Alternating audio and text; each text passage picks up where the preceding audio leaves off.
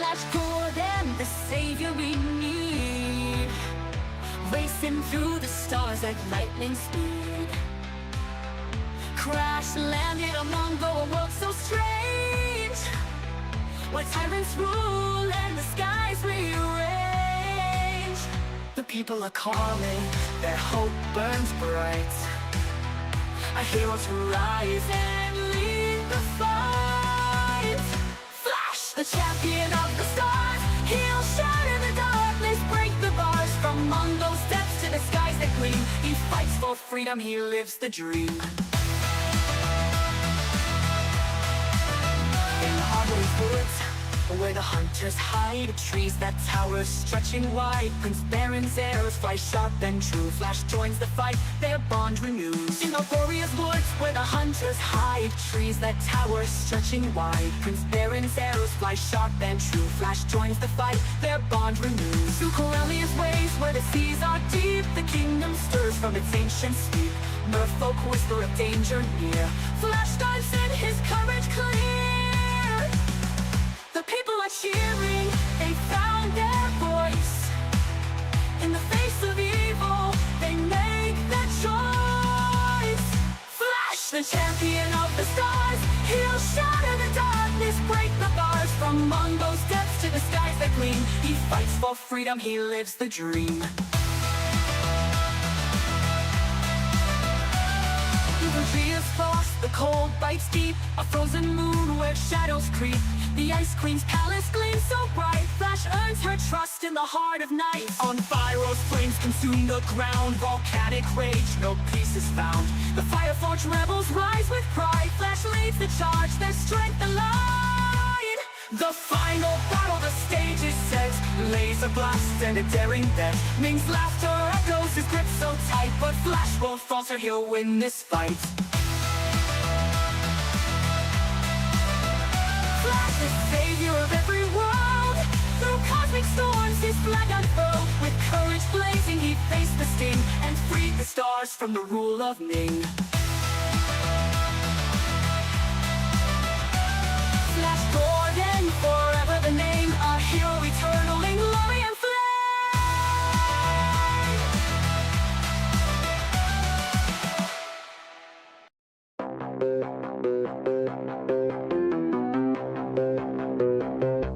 Flash, we only have 14 hours to save the earth.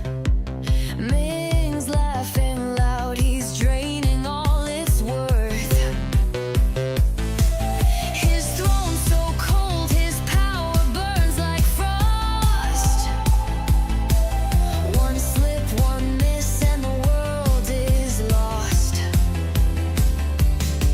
But Flash, you're faster than fear. You fight like you've got no gears. Flash, oh Flash, you're our only chance. 14 hours in a desperate dance. Laser skies and a rocket's roar. You're the hero we've been waiting for.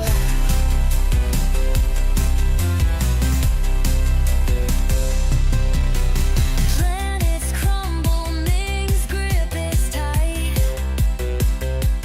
but you broke his spell in the dead of night. With a heart so pure and fists of steel, you turned his empire into your battlefield. Flash, you shine through the dark, a comet chasing its spark. Flash, oh Flash, you're our only chance. 14 hours in a desperate dance. Laser skies and a rocket's roar. You're the hero we've been waiting for.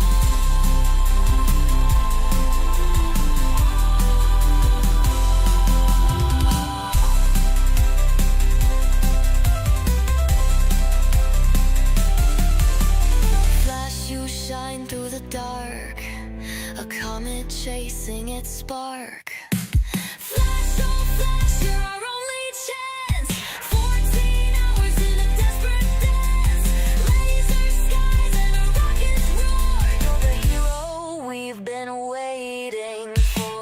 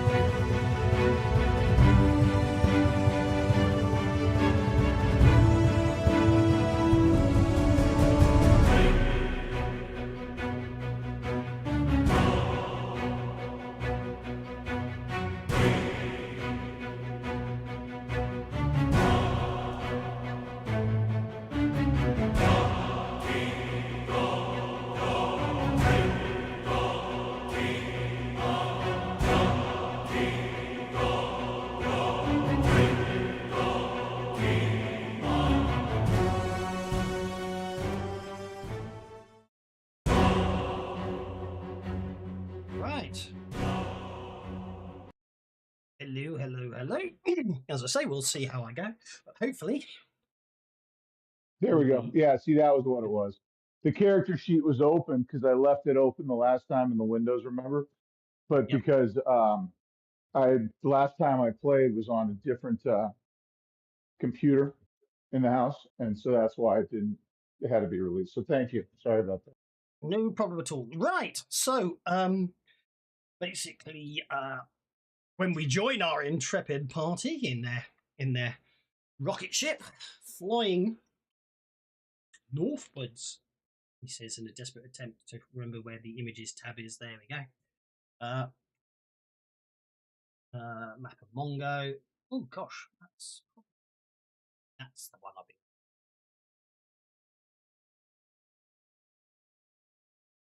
Yeah, the map again.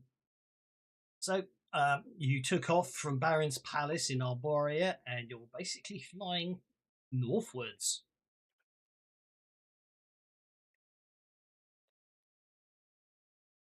Yeah, you fly northwards. Yeah, your ultimate destination apparently is going to be Phrygia and Freya's Palace, but due to excessive, well, actually, you're going to have to go wide, actually, because you're going to have to avoid Mingo City. Due to excessive increased patrols about Mingo City and everything else, you're having to take a very secure I can't say it today, roundabout route. Circuitous. Yes, exactly.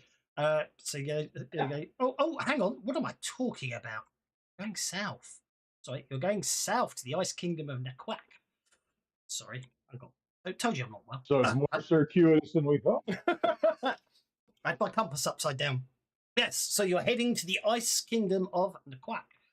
The ice giants down there are loyal to Ming and all that, and it's believed that due to certain political events that you're not too privy to, and it's outside the scope of the adventure to worry about, there are possibilities that cracks in the alliance between the ice giants and the Ming's imperial court could be fractured wide open. And for this purpose, you've been assigned as the most successful members of the Freemen to escort a Ceres Tal, an emissary, to the Ice Kingdom and the Crack. His official stated goal, if in any flight plans, if you are intercepted by any Imperial air patrols, is his job is to reaffirm the seasonal trade agreements. But realistically, his mission is to quietly gauge whether the giants may be persuaded to distance themselves from the king. You have all been briefed thoroughly on this, and therefore that is why you have Ceres with you, with you on the rocket ship. Ceres will also explain to you that it's the reason that an alliance with the Naqux is strategically vital is that their ice caverns hide rare power crystals, not to mention that their ice warriors are legendary. And if you can win, it believes winning the trust of the ice giants will cause possibly the final shift in the balance of power against Ming. It could be the beginning of his downfall. However, just as you reach the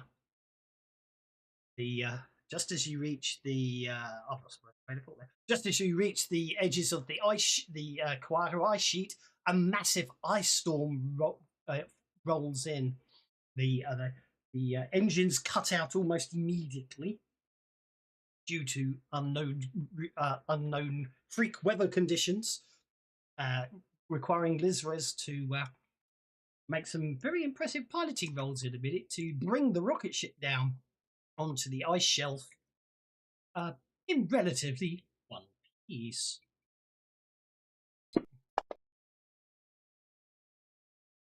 Well, that will be a very loud, hard landing. will assist. Supports can be used from anybody else who wants to support. Charles is going to tweak the controls and try and get the engine restarted. And I'm going to go ahead and spend a penny to turn that into an 8. In all fairness, this was rolled just before I could say, does anyone want to support him? Obviously, Sarah.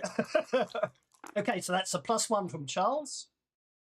And I'll use I spent a penny to turn that into an 8. Okay, that's +2. And I will spend a penny as well. Okay. Well, that's a good point. Yes, I'll just explain for our guest. One of the there's an optional rule with in a pack I found on Drive-Thru RPG. And so another use for bennies, if you can spend a benny instead of re-rolling a dice to add 1 to your existing dice roll. So it means you can turn a 3 into a 4 and stuff like that. Or in my case, a 7 to an 8.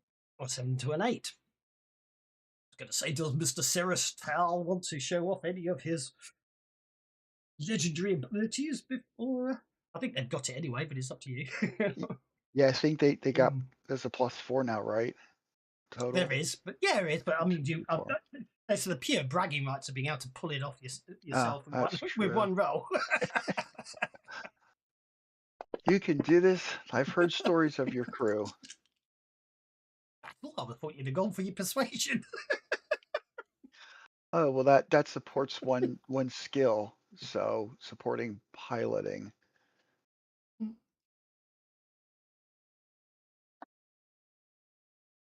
Okay, no problem at all. Reroll when using persuasion. Actually, I've just noticed your persuasion. Let's try that again. There we go. Anyway, the rocket ship comes down hard but intact onto the ice shelf. Unfortunately, even with Charles's best efforts, the rocket ship loses power as part of the landing and thus cannot sustain life support. Therefore, it's time to. Vera will utilize her. It's time for a dramatic task. You need. Yes, but I'd say that is most certainly what you can most certainly do. I am just turning on dramatic task mode. So basically this ice storm is without doubt deadly if you don't secure get decent shelter and are able to dig in. It's a multi-round dramatic task. There's no limit on the amount of rounds it takes you to succeed. It's just as time goes on, it's going to get worse and worse for you guys, obviously. As I'm feeling. But to give you some ideas, also each of you can only use a skill once, so you can't repeat, as it were, because you'll either succeed or achieve in that goal and then move on.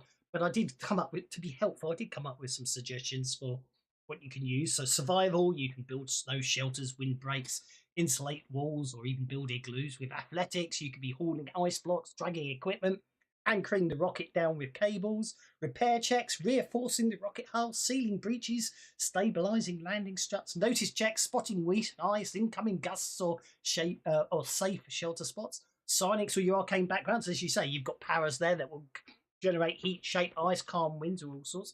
Persuasion or intimidation, obviously, to keep spirits up, or literally just basically shout at people so they don't have to think about what they're doing, as it were. And of course, common knowledge, because of course you may have knowledge of best ways to build ice shelters or other technologies that may be of use. So for the first round, the storm hasn't hit you here yet, but you can see it's on its way. So at the moment, you're just basically experiencing light snow with no penalties. So we shall begin with everyone getting jokers, but Tawny's not arrived yet, so we'll put him on hold. Azul. Well, I guess Azul will use his common knowledge to figure out what he knows about building ice structures, and he's got the Joker bonus, so hopefully that'll be okay. Barely. That's one success. That's fine. 1, 2, 3, 4, 5, 6. Trying to remember. How many did I put the number in?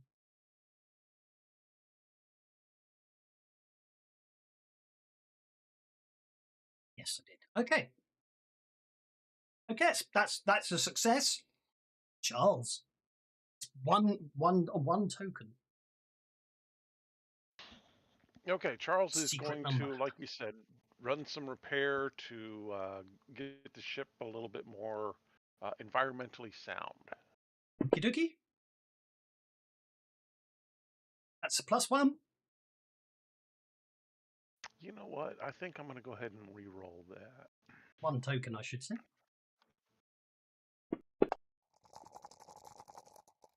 No help. Okay.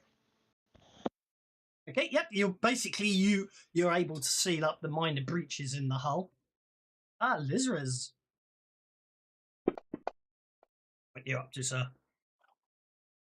With your survival. I'm using my survival to collect all the winter gear we've got stored in the ship and find something that's nice to cut ice blocks with. Sounds very sensible. Well, with that, you do find some winter gear and some very good blades to start cutting blocks of ice with. Assuming you're happy with a 4. Yeah, I am. Victor. The storm hasn't caught back up to us. Not this round, no. What's our food stores look like? Sufficient?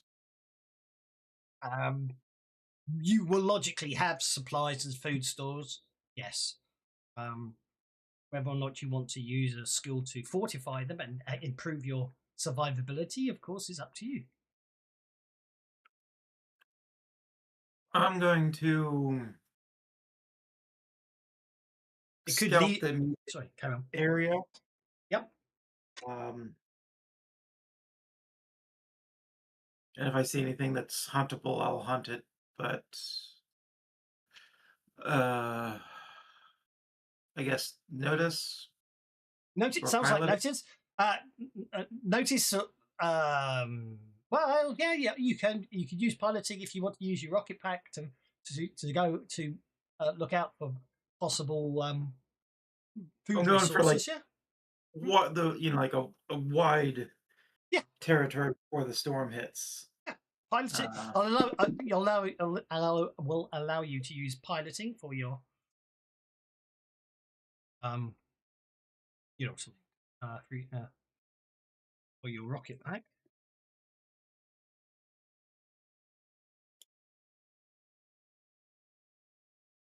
Okie dokie. A 4. Another success. Good solid basis here. Cyrus. Be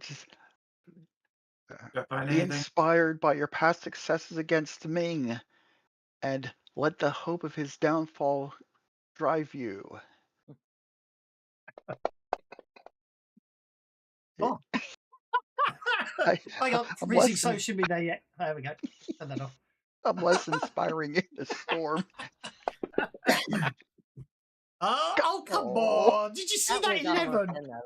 That was almost an 11. That just rolled back at the last second. The wind blew it over. Yes, we shouldn't have even been there yet. That's for next round.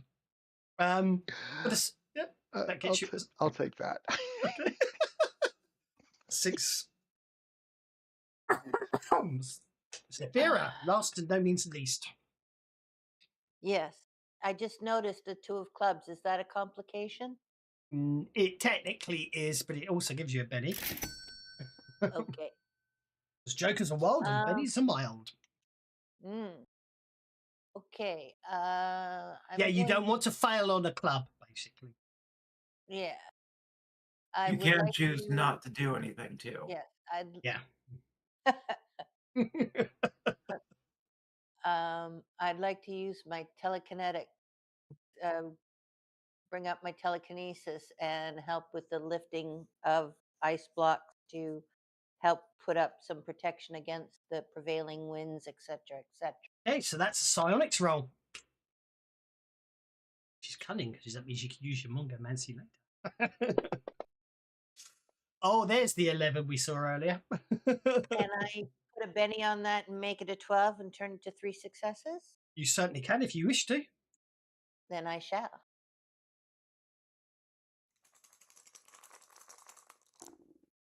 So take that, club.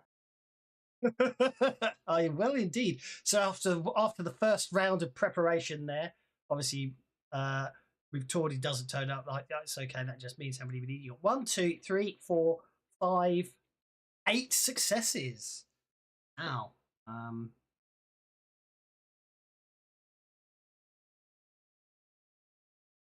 what do I do? That is still under 50% of the required, but that's okay. Unfortunately, now the freezing snow hits you as you continue to scrabble to build, but then it's jokers again because Charles has now got a joker. Benny's, I mean, not jokers. Charles, you're up as the freezing snow kicks in. You prepared the ship the best you can. I'm going to use some survival to try and construct some windbreaks. Okie dokie. Reduce the amount of wind buffeting our... Oh, yuck.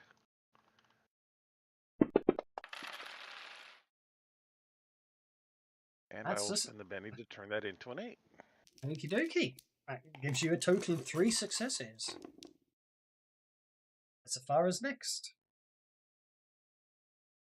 Safara's gonna look around and see what else that may be required to help provide heat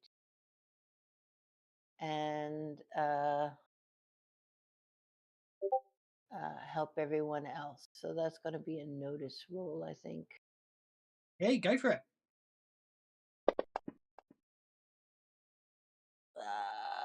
I will spend a Benny for a success on that, please. Okie dokie, turning that 3 into a 4. You 4 total. That's impressive. Azul.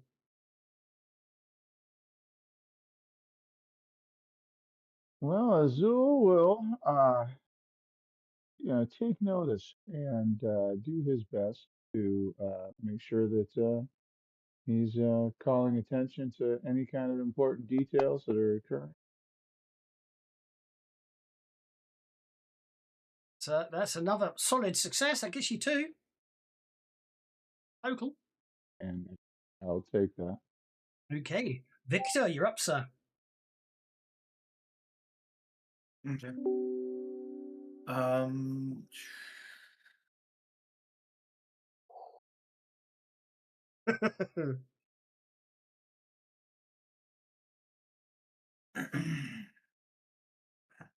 I just use strength for like keeping hauling snow? Athletics, yes. Like keeping the engines clear and stuff, doorways clear and stuff like that. That's athletics, yes. Well, I was trying for strength because my strength is better. I know, but it's athletics. As you know, in Swade, the only time I can think of in Swade where strength is actually used to do something as opposed to react to something is pushing people. In every other time, it's skills. That's a 5. That's still a success. In your case, the freezing snow is just sort of seizing up your joints slightly. Okay. But that's still a success. That's good. That's good and solid. Lizards, you're up, sir. Lizards is going to use his athletics to help move snow blocks and build some snow protection.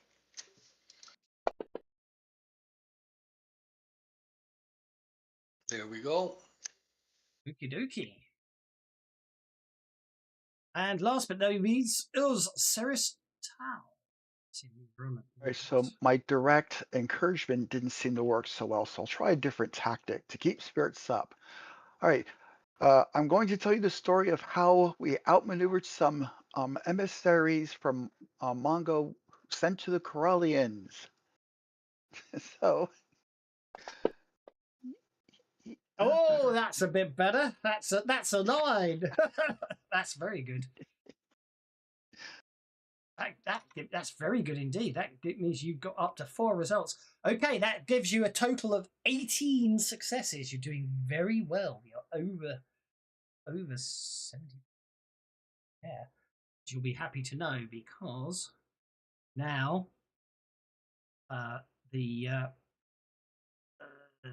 lost where I got to. Oh, basically the freezing snow, and now the high winds join the freezing snow. It's getting very treacherous out there. So, see what happens on the 3rd round. With Zafira going first on the Ace of Hearts. It's getting very hard to function out here. The snow is the snow is basically sapping at you. The wind's blowing you backwards. I'm going to use my Mongomancy and bring up the environmental protections, so people should still be able to function. And not have to feel the cold. Okay. So that'll be a Mongomancy, right? It will be. Baby.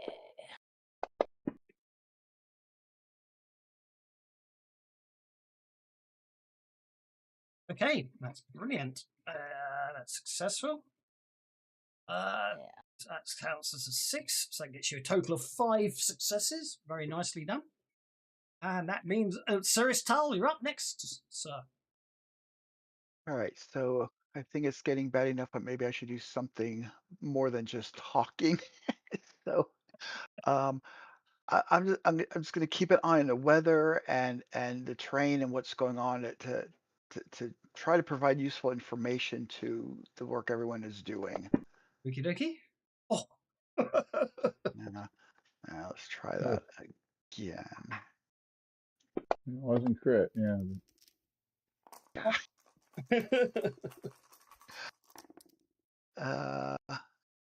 You could Benny that for make it a 4. You can spend a penny to make it a 4. I was checking my adventure cards. I just realized I have some. Oh yes, you do. A lot of them don't necessarily help the party sometimes, or they do, but they also do stuff. So just so you get it, so yeah, bullseye obviously won't help you there, and the other one, yeah, unfortunately they don't do you much good, I'm afraid. Yeah. Why is it showing you no play? Hang on, why is it showing you no plays? You should have more than no. You should have plays. Showing you. What? You haven't got enough cards. Oh, that's because I ran out. I never added more cards to the deck. So I'll set your card counter to 1, but I'm afraid I ran out of adventure cards. Hang on though, party sheet. I have 4. Did you redeal them from last time? I did. We're heroic, so that means that we can. You only play 1, but you get 4 to choose from. Oh, I see. Okay, I was. And that's why he's run out, because he didn't finish the deck. Like, he's been customizing the deck, if you remember. And like, now that we're heroic, everybody's getting 4, and so with a new player, there wasn't enough to share the 4 cards with them. Yeah, okay, there's not 24 cards prepped yet. Yeah, no. Right. I've gone about the long way. You just cut to the chase. Yes. Yeah. Yeah. I'll take one from Tawny and give it to you, just so. Oh, thank you. You can take one of mine too, at random. I don't want to look at them because I don't want to give the wrong one. So yeah, he can have one of mine. Take one of mine. That's fine. That's okay. That's okay. I spent a penny to make that a 4. Okie dokie, that's good. That's no problem at all. Victor, you're up. So as it stands, so basically, the environmental protection is giving you a +2 bonus, which is negating the -4 from the freezing snow and the high winds. You're going okay. That's why I said no limit on this one. It just gets harder and harder each round. So no penalty from the freezing snow or high winds. But no, basically the freezing snows was a -2 penalty. The high winds is a -2 penalty, but the environmental protection gives you a +2 to negate the freezing snow. So you're only dealing with the high winds now. Okay. I go hunting a tauntaun. Oh, no. You're not putting us inside one of those things. No. You'd be warm. You These do things find smell as bad on the inside as they do on the outside. You find a large, furry, warm creature and hunt it down and bring its corpse back to create additional furs and fat to burn to keep people warmer throughout the storm. It wouldn't be very nice to go and hunt like a yeti or something. That they're intelligent, so. Not disagree. It's absolutely fine. Mr. Azul, sir, you're up. Well, Azul is going to go ahead and use his Mongomancy to, I should have done this earlier, cast speed on everybody so that we could be working faster and double timing it, as it were. So that would be his plan of attack for this one. Walk safe, Joe. And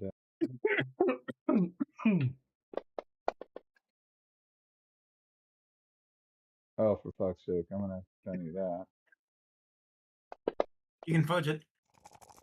Well, that's better. You can fudge that one. If I'm gonna fudge it, I probably should fudge this one, so that it counts as 2. So Yep. I will do that. Okay. And Joe Rama's walking around trying to find his morning bennies, but he can't find them because we're giving them. Nice. Thanks, Joe. Thank you. Thanks, Joe. I was just gonna mention that I'm running out. Charles, you're up, sir. If I were to wake up Madison to do it right now, she would probably say to give everyone a Benny except for her father. So it's a little early for that. Charles, you're up, sir. I'll get her going in an hour or so. Okay, Charles is going to be looking around for any last-minute preparations we need to do before this gets really bad. Okie dokie. Make sure checking his list twice, as it were. You should feel bad. I'll give him a Santa Claus reference for that, Benny, for that. I was going to give me a chance. It was in my mouse. I was dragging it up. I was clapping and then dragging it. That high wind is just definitely not doing you any favors. I'm not able to see much, am I? Yeah. No. I think I will go ahead and spend a Benny to turn that into a success, though. Okie dokie. Since I did just get one. And last but not least on this round is Lizarus, and then I have to do my quick sums. I'm going to use my repair roll to take the hide of that creature and make some parkas for us. Go for it.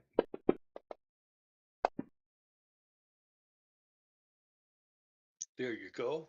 Ooh, 9.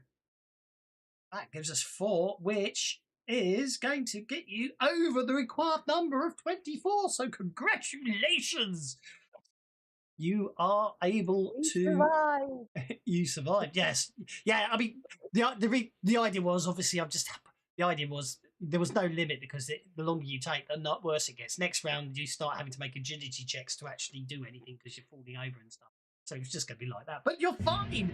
You survive through you survive the storm and weather it out. It basically leads you basically huddled together with the food supplies you brought, scavenged and found in the shelter. But after 8 hours, the storm dies out. Can I have notice checks from everyone, please?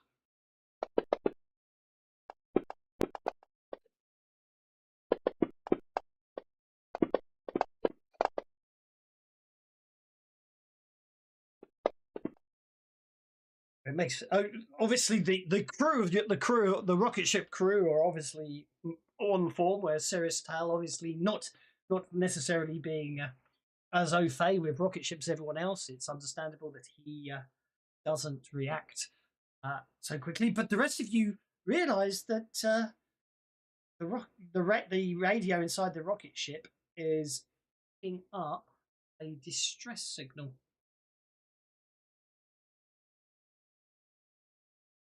Really? We're picking up our own distress signal? I think it's somebody else's. Get a bearing on that. Maybe a distance and bearing if I can, please. Repair roll, maybe? Certainly.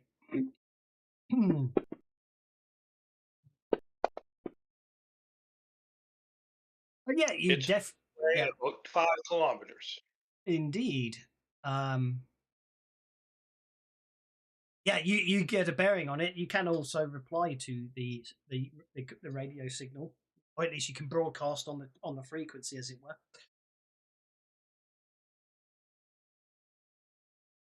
Onto that is. Sure. Ask for information and who's setting up the call type of thing. Indeed. Well, it appears that it appears that as part of you obviously that they explain everything, and then when you explain it to everyone else, you paraphrase it thusly. It appears that as part of an annual midwinter celebration, all of the healthy adult giants from the village of Vembin ventured out across the ice to acquire a rare limpid spike. It's a tree-shaped structure that's composed of ice and featherfrost to grace the village square for the commemoration of Crystal Fest. While away, an avalanche choked the valley, probably the same storm that obviously caused you problems, blocking access to the village. With little equipment or weaponry on hand, the giants are now unable to bypass the snow, ice and rock before Venblin is they're unable to get back, and they report that they personally picked up a distress call from the village, where all a bit left behind are their non-combatants and their children.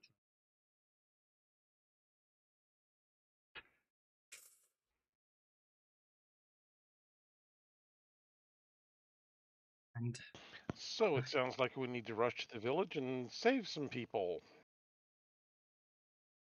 Yay. Yep. Oh, why did that not work? Did that not work? I need to do. It is.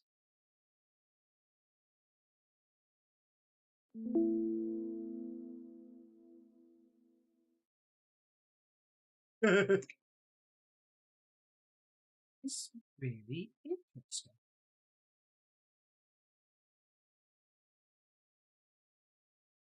That works.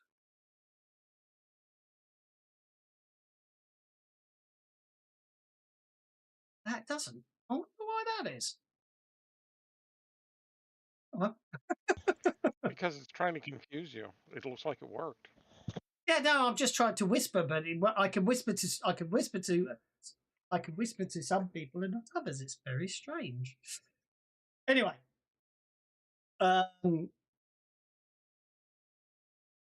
the ice giants, the ice giants basically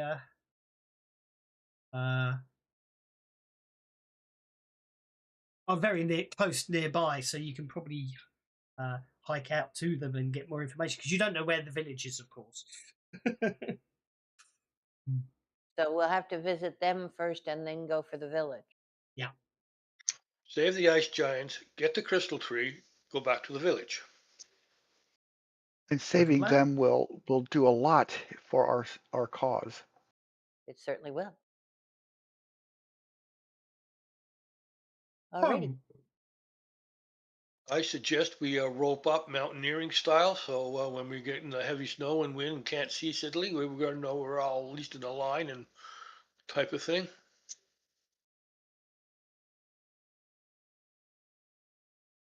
I don't have a problem with that, I guess. That means we'll have to put together a marching order who's where. Oh, that sounds like a good plan, doesn't it? Let's go to the order tab and we'll clear. So so there's a formation that currently is sort of is basically, well, Tawny's not with us, same as Cunning, so we'll leave him there at the moment. But I've got a formation I show at the moment. It shows lizards at the front, and then if you want to change that, I think you guys can move yourselves around the formation tab. Well, I'll be silly and take front unless somebody else does. I'm brave and crazy like that. Before we head out, I will cast our what's the word I'm looking for? Re-up the environmental protection, so we're not going to take cold damage. Okie dokie. So that would be 1, 2, 3. I moved Azul to the back of this thing because he's attacked. He tends to be at the back at range. It's absolutely fine.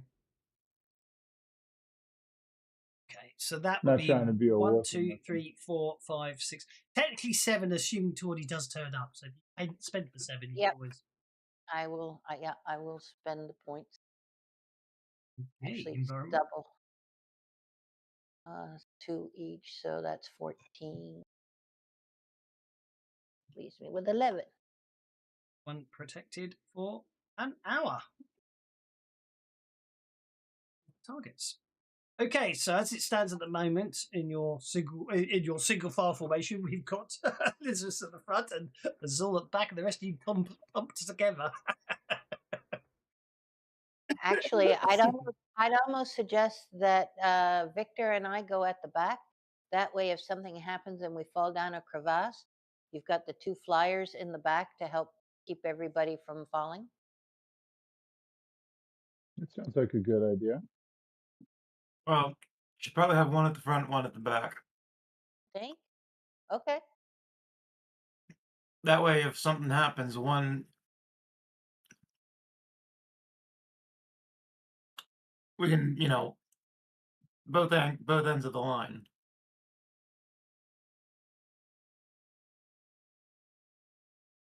What's that then? All right. Perfect.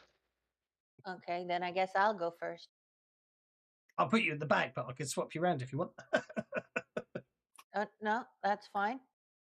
Put me at the back, but I think Victor's got the better lifting power, but that's okay. Yeah, but if he's at the front and he goes down, you see, he's better lifting power. He'll just rocket straight back out, can't he? Well, that's true too. And if the ice holds him, it'll hold the rest of us. That is a good point. Okay. Actually, the rocket ship, logically speaking, you fly the rocket ship to them. Actually, it's only when when you get close, you don't think that as you're flying in close, that's when you decide you'll rig up like this because you can't fly directly to them because of where they are. So you head out across the sea ice, as it were, all in a line rigged together. After and when you finally reach the giants. And you finally reach the giants. Their leader, Jorang, a brawny warrior who's clearly lived a rough life out on the ice. His face is horribly scarred from past bouts of frostbite.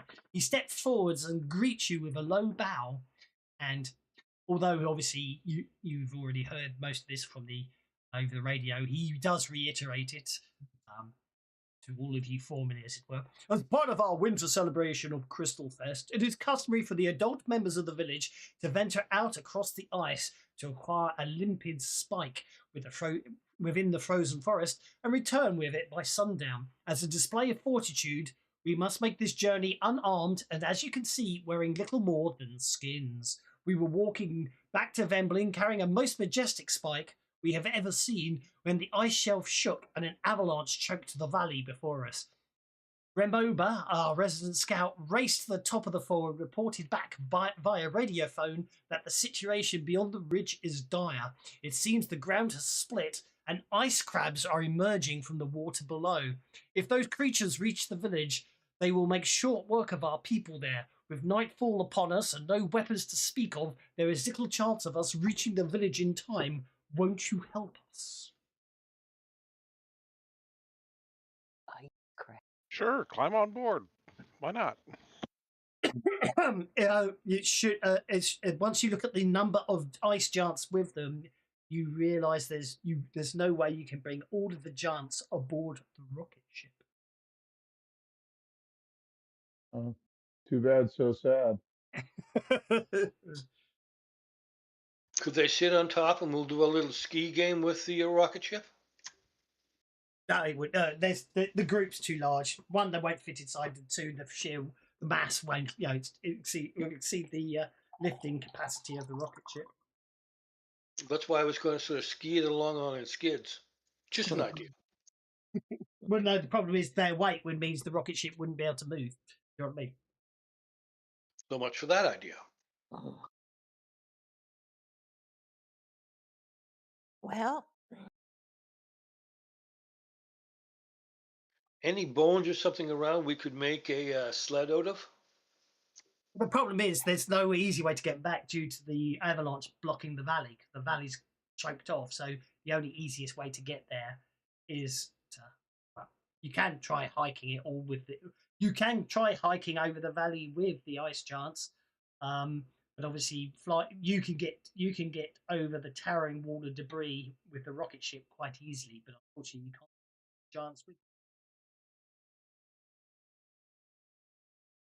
If you want to hike it with the giants, with nightfall and the plummeting temperatures, chilling gusts, and potential whiteouts, be quite unpleasant. Be making dark penalties and -4 survival rolls. I think what we should do is let the ice giants party make their way back by themselves. We'll take the rocket ship up over and we'll do what we can to protect the village till they return. That's my take on the situation. My other thought might be to use some explosives and blow out the blockage.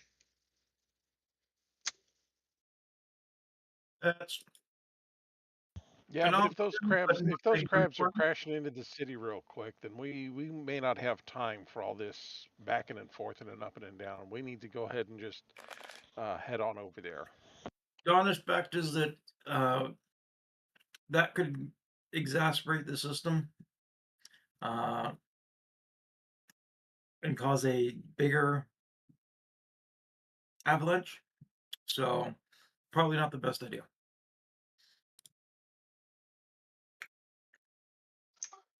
Then let's go get the location of their village and get our butts there to make crab soup. Vichyssoise, anyone? Okie dokie. Right. Once you pass over the icefall, you spot the tiny village of Lemblin a couple of Mongo miles ahead. You land close to the village. He says, having decided you don't need to get far out. Which layer you guys layer there? So it's going to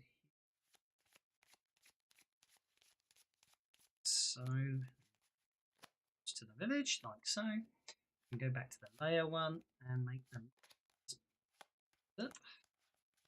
section of map smaller.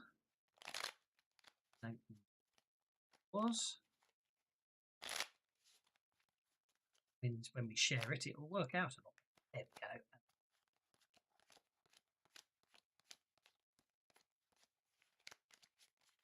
You it so, and I can zoom in a bit and share that with you. So,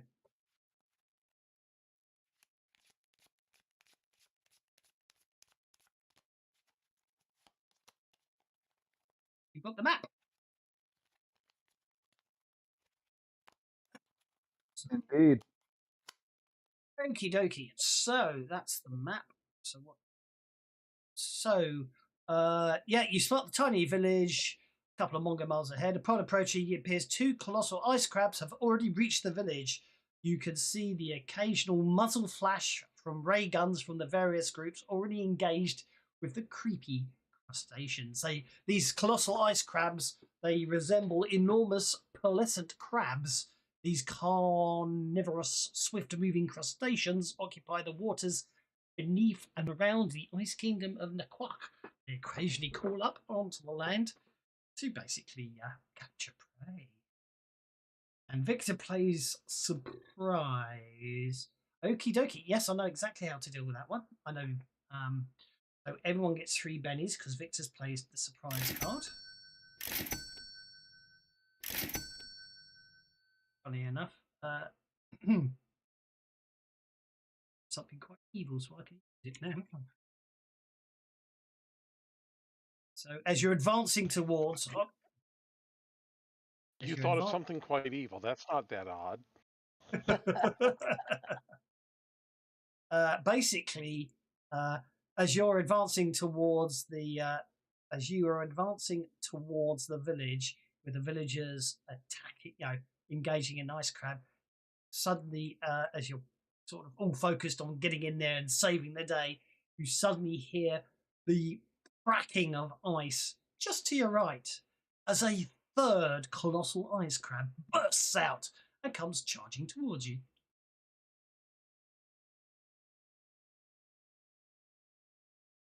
Surprise! Well, I hope they've got a big puff. Unfortunately, that one goes first. Oh, that could be unpleasant. You played that. Did Victor play it? Oh yeah, you're actually, especially if you're all surprised on the first round as well. That's okay because I haven't dealt the cards, so that's okay. So the toggle I just visor played is a card, and that's for ice crab number 3.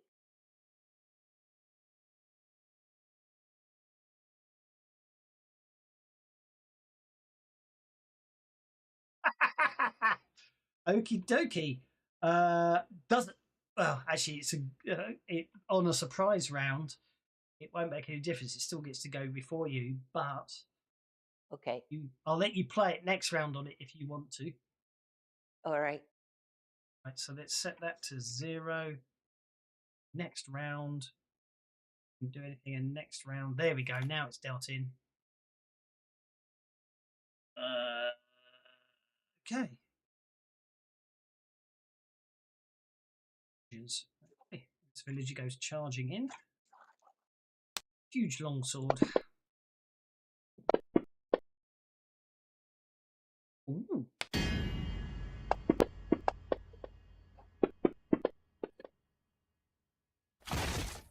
Taking the ice crab. Yeah.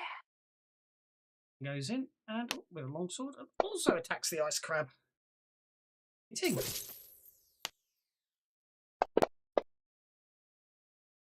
Unfortunately, it doesn't have any effect.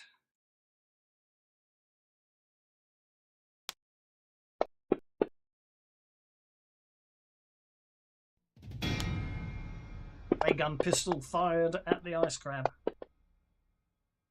Shaking the other ice crab. Just going to just because. Okay. And the colossal ice crab attacks Victor. It's fair, that is. He's the one that surprised you all. And Mishap what had no times.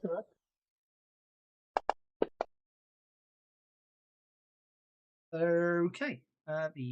Where's this colossal ice crab? This colossal ice crab over here is going this way. This villager.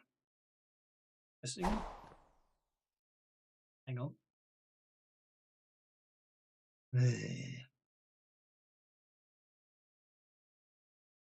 5 versus that villager's parry of 5. That is actually a hit. It's large.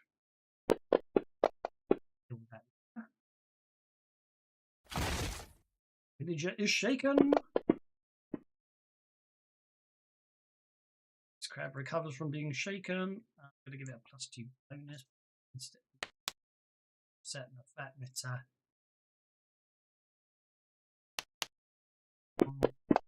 the NPCs don't have the large size on them. Each claw grabs hold of one of the giants. Oh dear. Oh dear.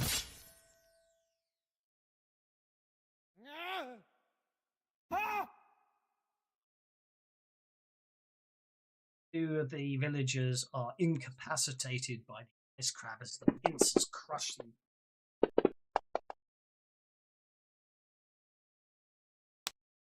That's not very Christmassy of you.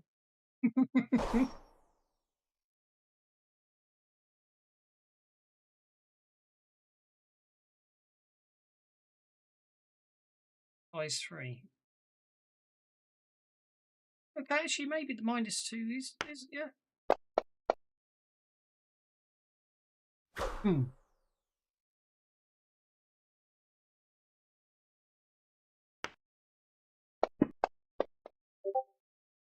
It's a hit.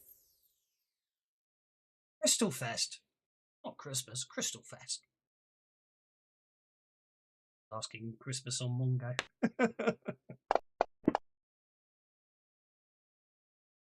And the last one's going to fire the ray gun pistol. Hitting. Doing.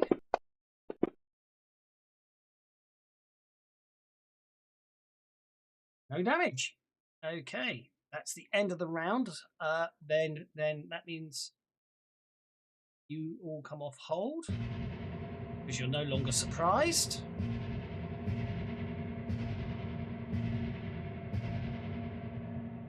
That's a lot of gongs there. Then we hit the redeal, and then we find the colossal crab on the combat tracker and give it the 2 of clubs because of the card you played earlier. Mm-hmm.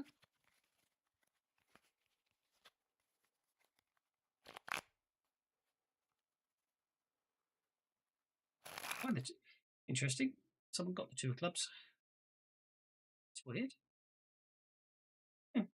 Like my decks are in deck. That deck. And there's the 2 of clubs. That's what I thought. Right.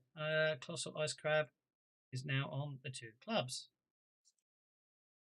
Okay. Righty ho. And with card dealt, Lizris is up first.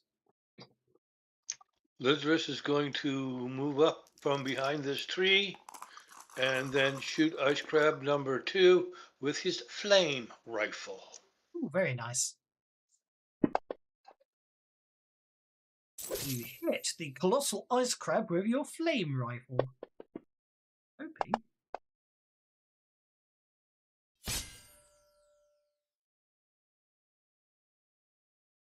And get a wound.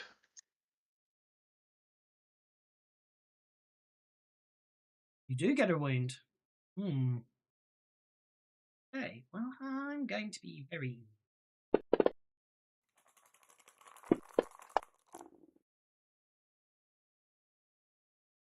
You burn large sections of its exoskeleton, but it doesn't appear to slow down, although it does roar in pain.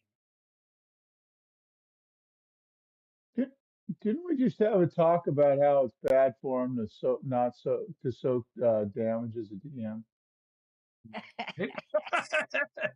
Nope. No, it was on the Discord that it was bad practice. Who said that? Him, but he soaks it all the time. For the record, it's too ill and I haven't read any of it. Even stated I'm not bothering to read it. Anyway. Azul, you're up, sir. Oh, okay. Well, I'm going to trust that Victor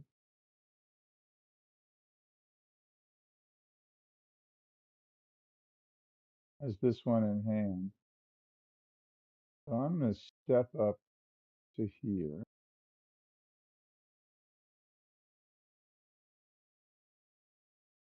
Target him.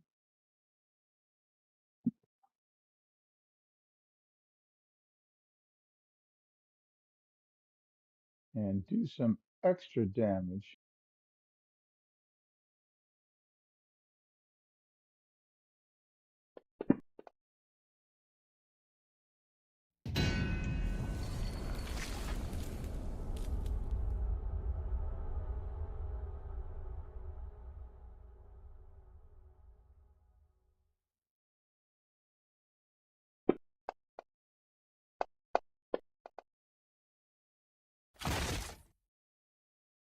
I'm going to Benny that.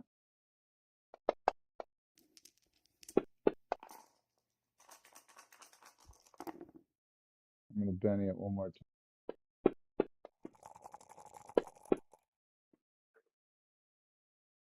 Okay, 2 more times out of spite. Oh, for God's sake.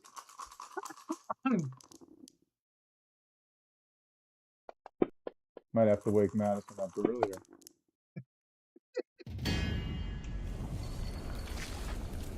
Oh, I missed. That was supposed to be a...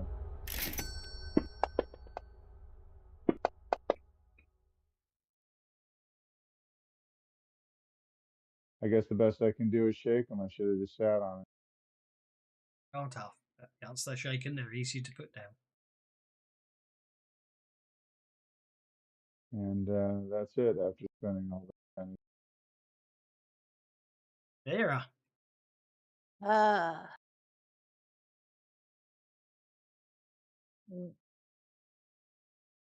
Can I see the 2 incapacitated villagers? You can. They're up by the one I just shot at. Okay. I'm going to use my run dice.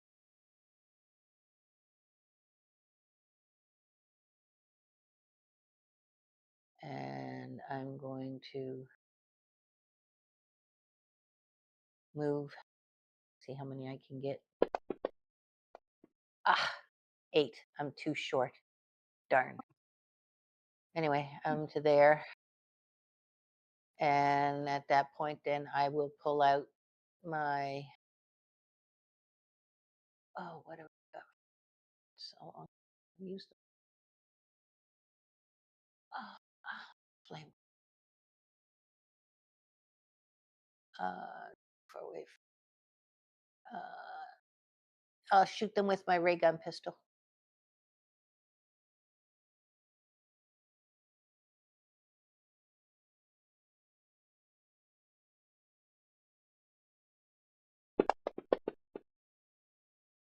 You hit.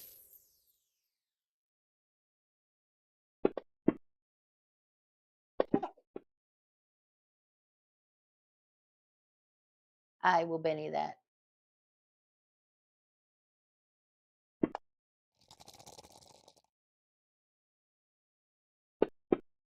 Oh well, maybe I'll just make it annoyed.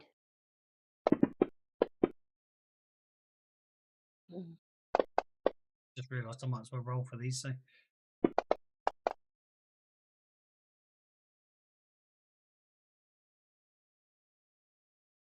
Okay, so both of those 2 ones are down, but they're not They're incapacitated and out of the fight, but they're not expired yet. Charles. Okay, Charles sees this big crab and nobody's doing a whole lot to it yet. So Charles is going to dart over here and poke it with his stick.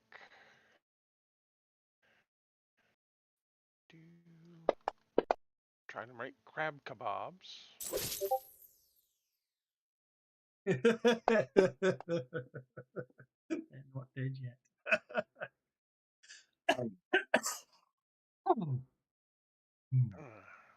Tough guy, huh? Fine. Well, then let's do this, and we'll do all that again. Heroic surge, an immediate and additional and immediate turn, including new movement. That's a hit. Okay, no, I need good hits. That's a hit with a raise.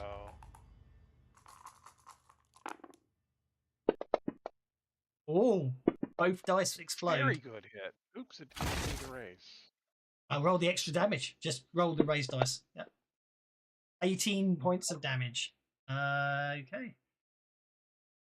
18 points of damage. Can I spend a penny to turn that into a 19?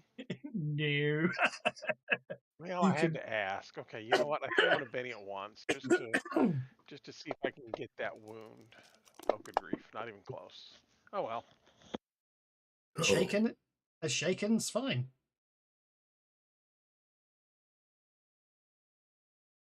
Okay. The Naquk villagers over here. A huge longsword into the colossal. Oh dear. Oh dear. At least it wasn't a crit fail. Have a huge longsword attack. That hits. They're bashing away at this crab to no effect. Not another snake eye. Nope. Not a snake eyes. Right, a ray gun pistol shot. Word.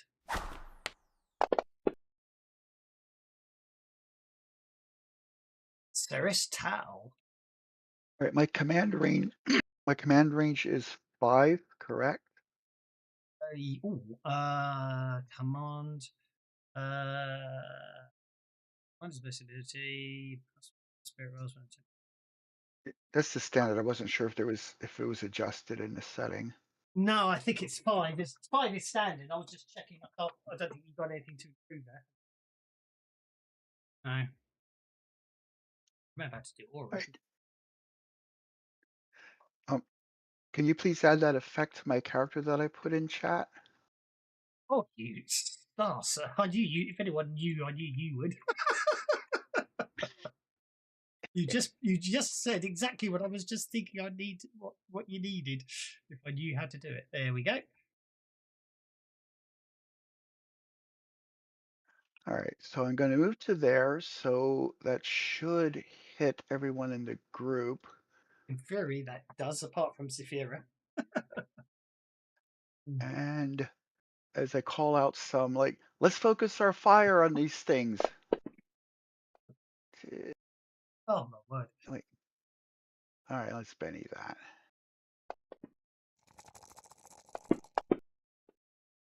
That's better. There we go. So that'll be a +2 to everybody's shooting. I think, is that the majority of attacks being used? I think.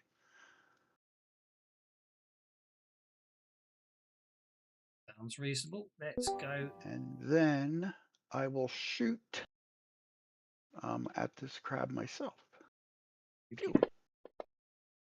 think the easiest way to do that. Find powers. Just lower trait. Just lower trait. Okay. Log on to here. I will shoot at the crab. And I know I'm in the right place. So I will hit Oh, nice. Bullseye. 22 damage. Very nice. Okie dokie. So did you say +2 shooting? That's +2, not a trait bonus, isn't it? I mean, Right. not 2 dice. You know what I mean. Right. Just plus, yeah. Right. Yeah. Damn, you changed targeting. That's okay. Oh dear. All right, let's try this again. Right, you are there. You are targeting Victor, not the crab. Targeting Charles. Yeah.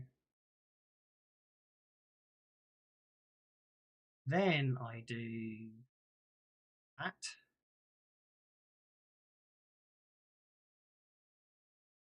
Yeah, that seems to have worked. Then I can clear the targets.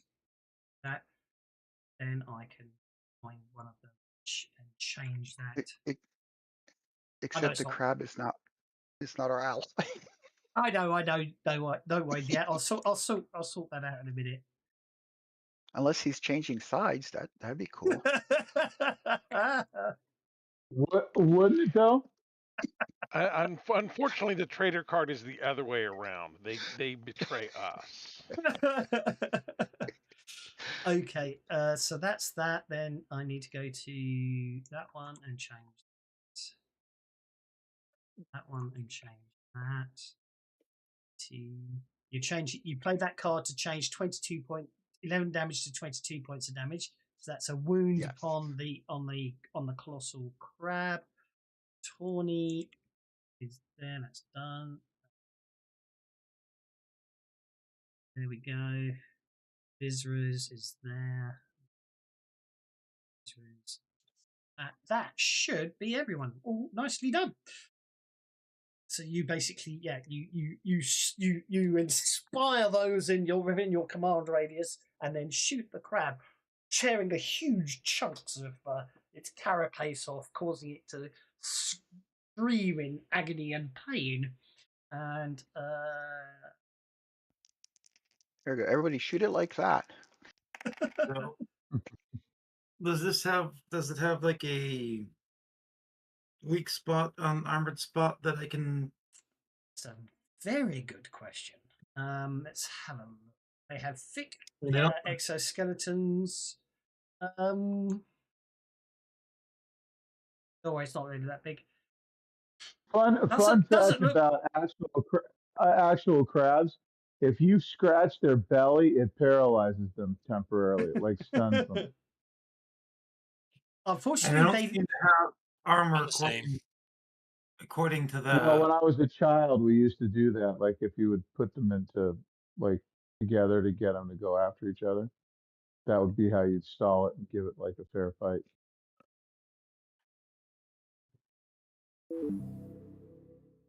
Oh god, what have I done?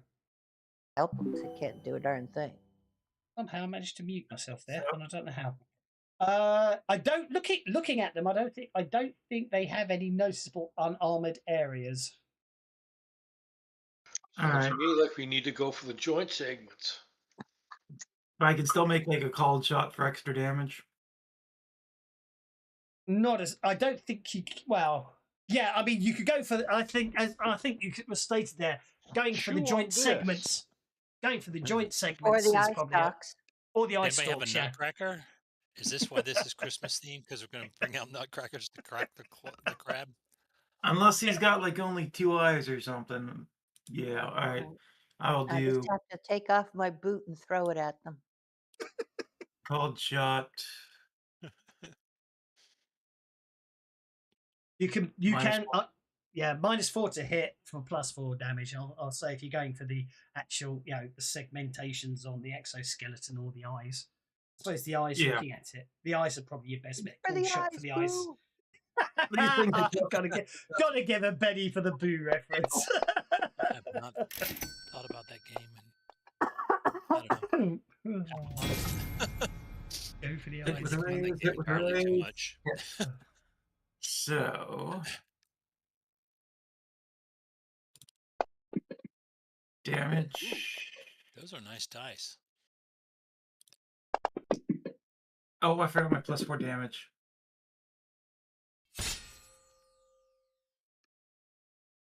on the first one. Yep.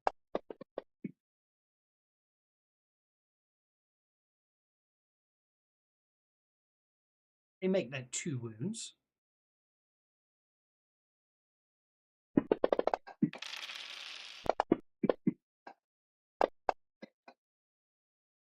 Gonna spend all his pennies.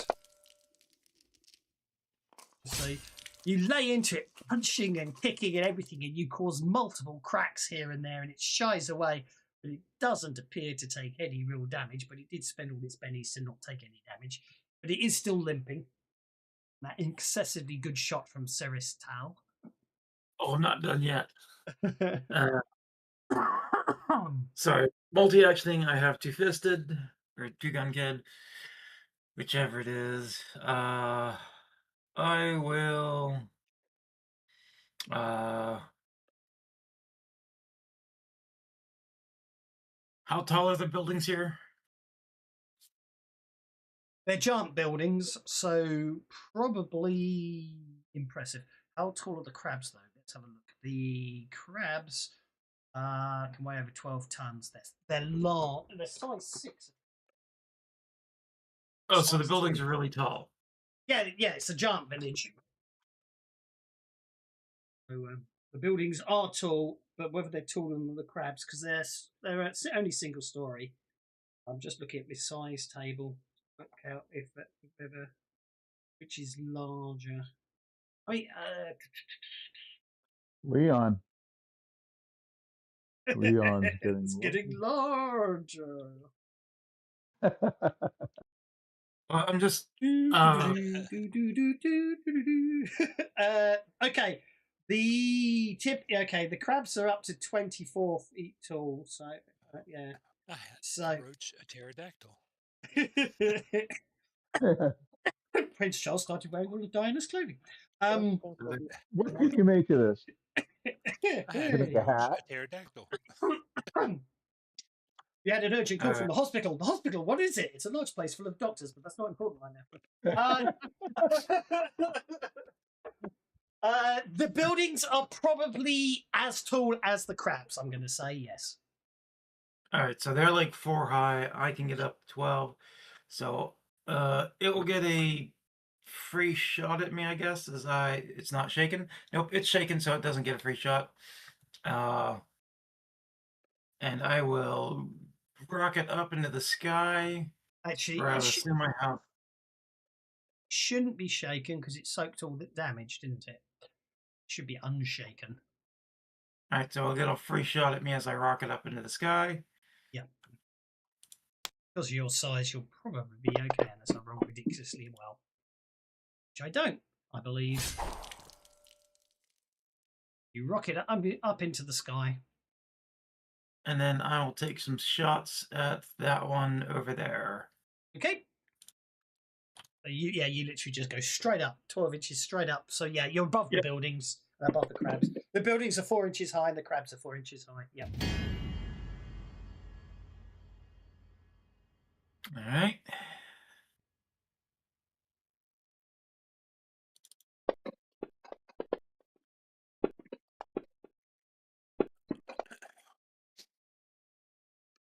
Ooh, that's a wound.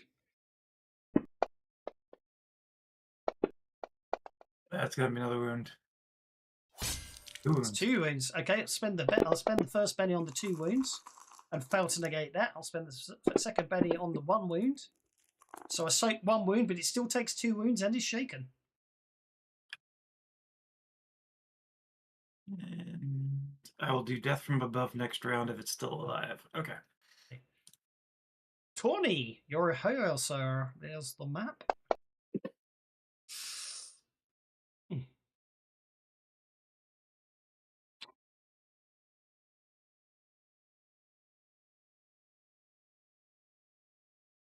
Look at that, he goes bounding in. leaps over Lizras, who's kneeling down to taking pot shots. You pounce over Lizras, land, and continue running towards the crab that has already incapacitated 2 of them. Yeah, sliding the snow in the stop. The crab is still holding the 2 incapacitated villagers, giant villagers in its claws as you arrive. All right, here goes nothing. I am going to do a frenzy attack. Okay. Frenzy away, sir. Frenzy away. Do I have improved frenzy yet? Victor does.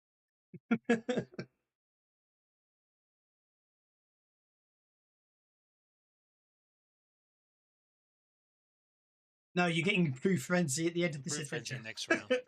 Yeah. All right. So that said, oh,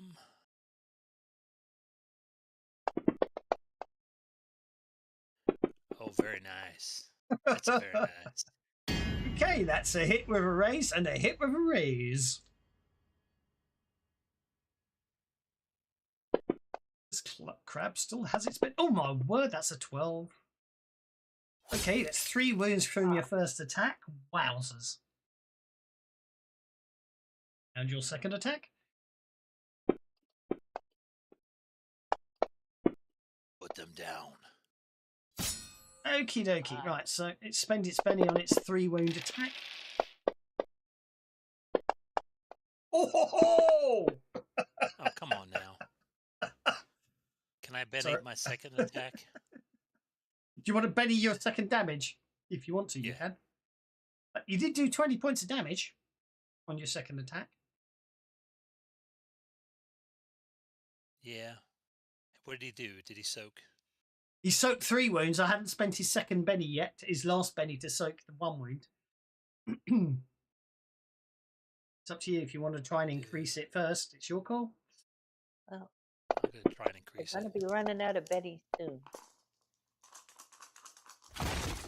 Oh, well. Okay. I'll take the 20, I guess. I think all of the crabs have spent their bennies now. Yeah. He still has those. Yeah, but anything we do now is actually going to stick. Anything you do now, I'll have. Anymore. That's because they're shaking, even though they're incapacitated. Did he die? No. They will recover. What I should really do is remove them from the group, and then I can put them on hold. I take them if I ungroup those 2 because they're incapacitated, and they're no longer part of that group. They won't get dealt in. So, okay, Naquk villager over here is going to stride forwards to here. Going to take a pot shot with the ray gun pistol. This one. Hit. With no damage. Does a wild attack do more damage? +2. Yeah. +2 damage. Okay. +2 to hit, +2 to damage. It just makes you vulnerable.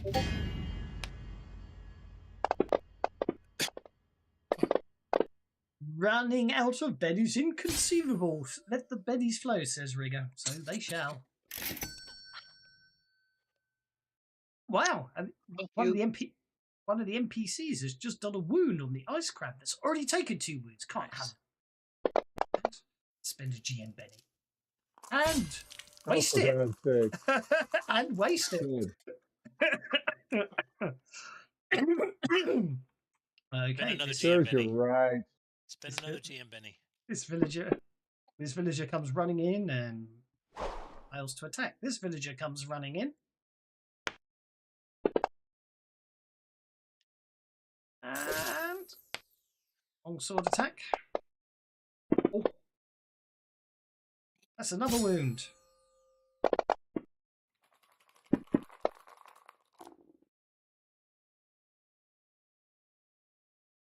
Ray gun pistol fire.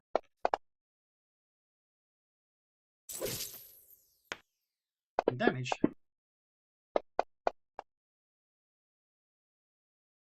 Ray gun pistol fire. Damage.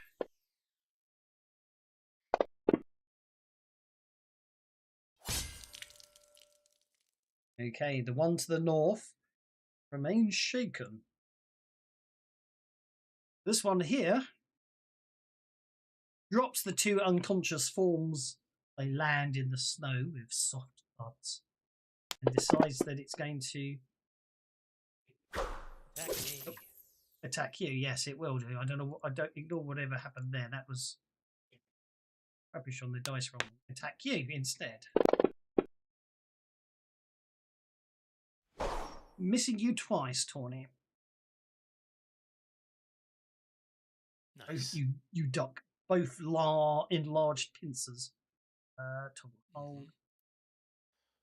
Okay, the last colossal ice crab is the one down here, with Victor flying up into the air on his jetpack. The crab turns and advances towards Charles, pincers clacking.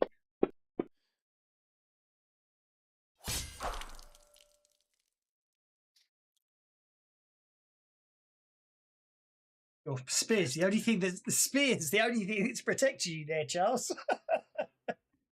Which I'm perfectly okay with. New round begins with Victor going first. Alright, I will continue my shots. Multi-actioning and continue my shots at that one. Up north. Okie dokie.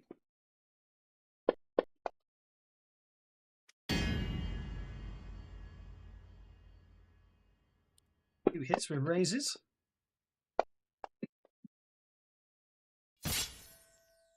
That's a wound.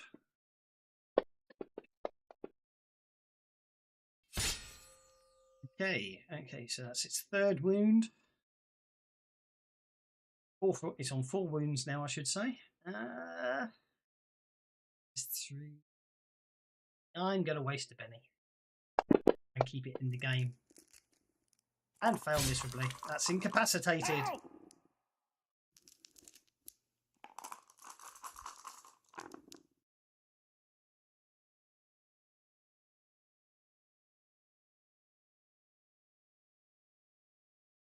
One of the crabs goes down. Right. And then does the... Do they have more than 2 eyes? No, just 2 eye stalks. Yeah, just 2, look. Assuming it zooms Okay. for you guys. Like it does All when right. I zoom. I'll make eyes are -4. Yeah. All right. I will then be doing the Freemen, dropping down right above it and like going for the eyes. Okay.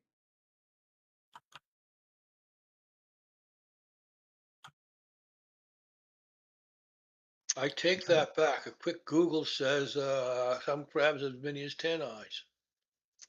There are 2 large compound ones, but they got a bunch of little ones. All right, then I'm just doing cold shot for weakness, for weak spots, as I do the Freeman's elbow.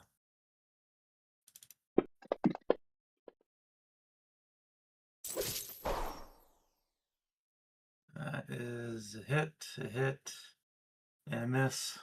I don't know. I think I could do better than that.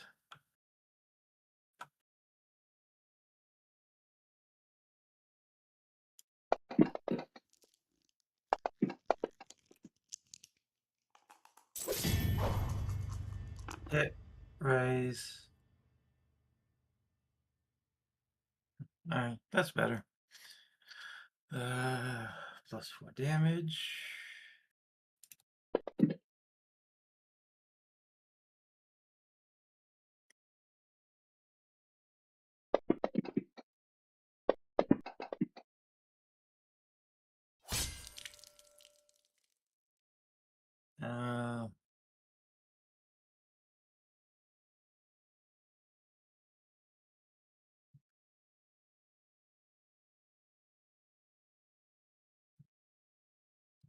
I didn't get my raise damage.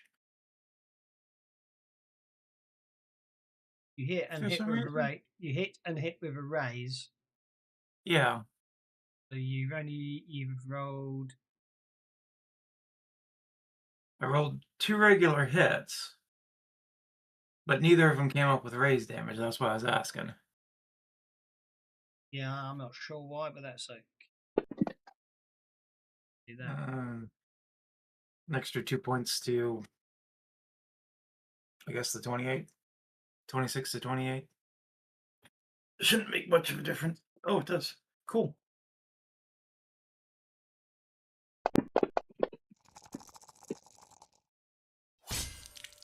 Okay, so that's 3 wounds total to that crab.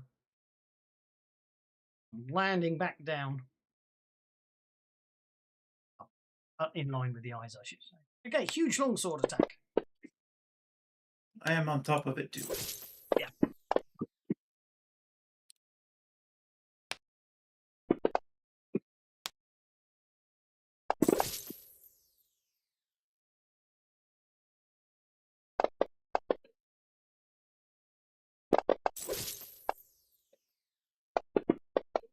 Oh, that ray gun shot might have actually got through and hurt. It shook it anyway. And the last ray gun pistol fire. This is. Oh dear!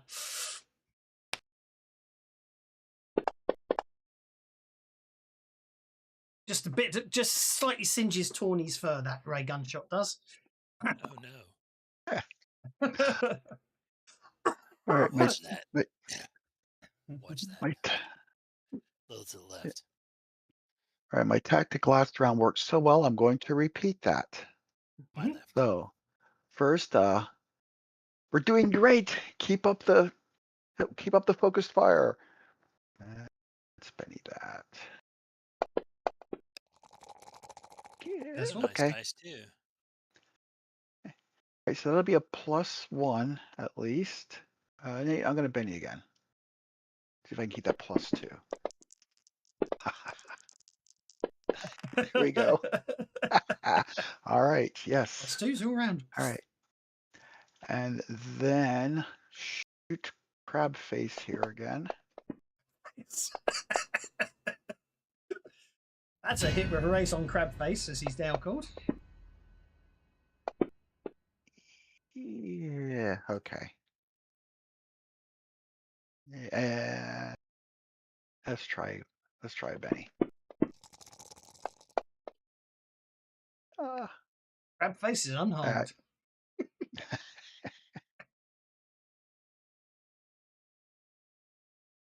All right. Let's do another Forenzi.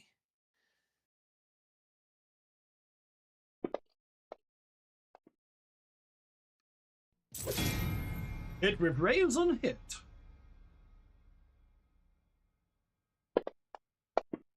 Ooh. That's gonna hurt.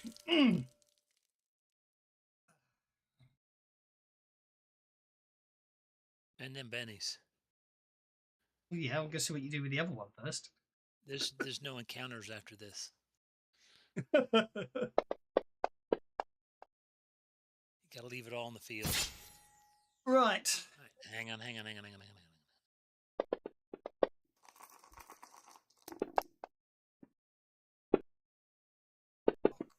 Goodness.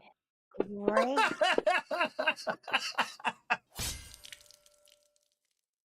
Oh, that's hang on. That's unfortunate. That you want to take the 34. Oh, mind you know, he's done it as the third. Oh, that's unfortunate.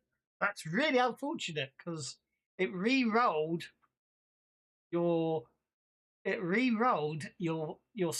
damage and treated that as your hit with raised damage.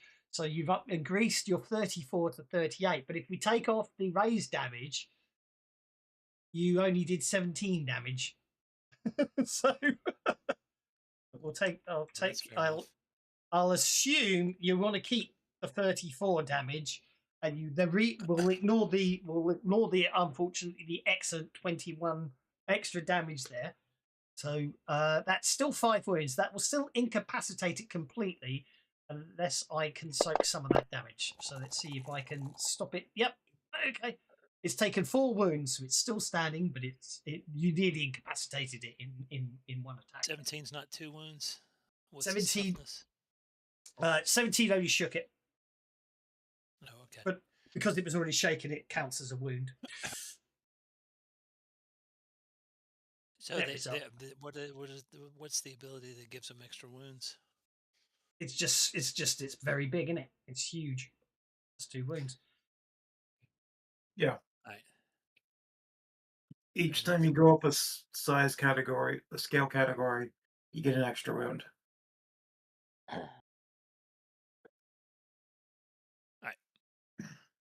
Oh my word. Oh, okay. Why are the villagers enemy units? They're not. They're neutral. Well, when I said target enemy units, it targets the villagers.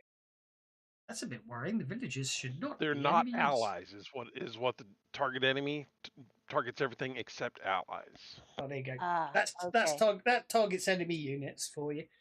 There's only 2 of them. Yes. What's their pin on the map? And I will cast lower trait on the 2 of them with shroud, or no, glow, which makes them easier to hit. And I'll throw the hinder on there, and I'll throw the what is it? What's the other one? Strong. Hey, go for it. I never knew Crab Face was a golden lady of wrestling.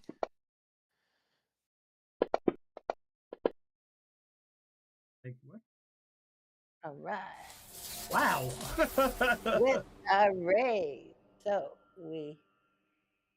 that's 2 traits. So that's the one that makes them tough, reduce their toughness. Is it vigor? Vigor. Vigor. Yes, I would like to reduce their vigor, please.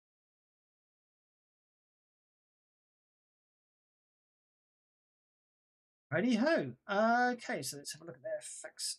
Boost trait should note there. It should be a trait. That is vigor minus. You did it strong, didn't you? Yes, I did.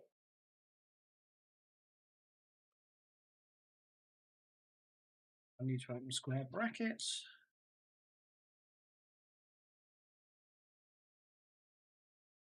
I can't spell toughness today, can I? Okay, and where's the other?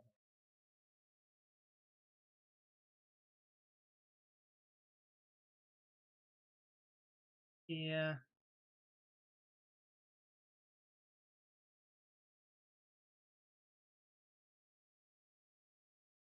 That.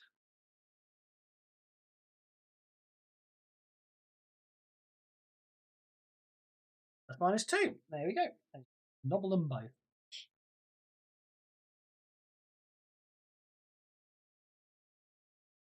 Azul is next.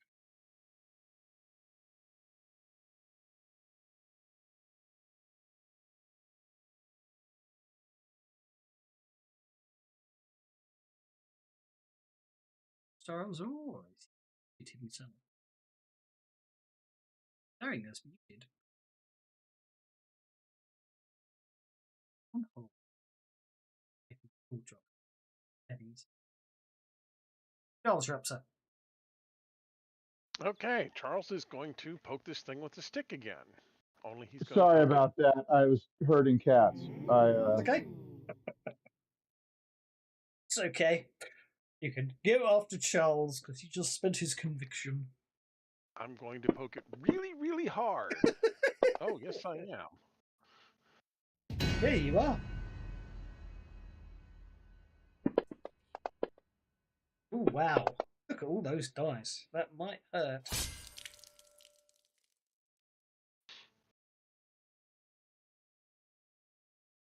Soak that. You'd have to soak 2 of them. Failed miserably.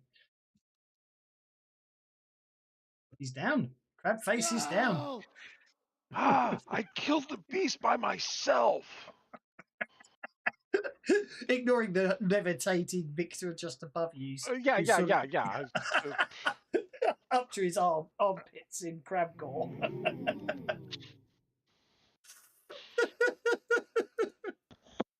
See, he's above me though, so I can't see him. So I obviously did it all.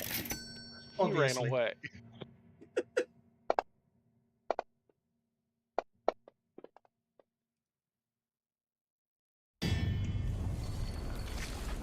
Get him, Azul.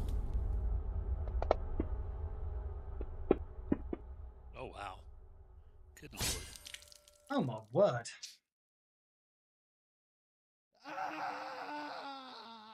Yay. Okay. With that, I can delete all NPCs. From Crab my cakes for everybody. I tell the villagers. Indeed. Okie dokie. Let's go with that. Are these snow crabs? Yes, ice crabs. Well, back to that question of how big a pot do they have? Bring on the clarified butter. Oh, see the ice crabs. Okay. Yep. So clarified bennies, did they say? Clarified. Bring on the clarified butter. It says it's the name. Clarified conviction. Okie dokie. So, you having defeated the ice crabs, you are able to assess the village. There are some wounded in the quack in need of aid. A few unscathed villagers have already set to work harvesting crab meat for the upcoming celebration. I'm hearing that Ewok music in my head. Chub chub. Chub chub. Chub. Once you're obviously all thanked to you're thanked to for your assistance, and then some of the other villagers start preparing a rescue mission to basically bring the band of adult giants back to the village. I'm going to help however I can just to build some goodwill before I start talking. Certainly. That sounds good. I'm going to use my healing to help heal up some minor wounds. Okay. And survival to help get the rescue party going. Mike, I really need to remember to do that just in life. Build up goodwill before I open my mouth. It does sound. This is going to be my ex-wife would appreciate it. So, right, well, so basically, after a few hours of digging and excavating and setting up pulley systems, everything else, you are able to clear, with the giants with your help, are able to clear the valley of any potential clear the valley of the blockages, and are therefore able to bring the trapped giants back to the town. When they arrive with a limpid spike in tow, which they quickly erect in the centre of town, topping it with a large 8-pointed star. It appears to be a glowing white sapphire. It is Illuminates. You're obviously invited to feast with the giants as they celebrate their Crystal Fest celebration. In the morning, they will happily help escort you to your original destination. Obviously, probably helpfully explaining how wonderfully helpful you've all been. And I do want to make some comments, put some bugs in our ears about Ming and the things he has been doing and why they should stand against him.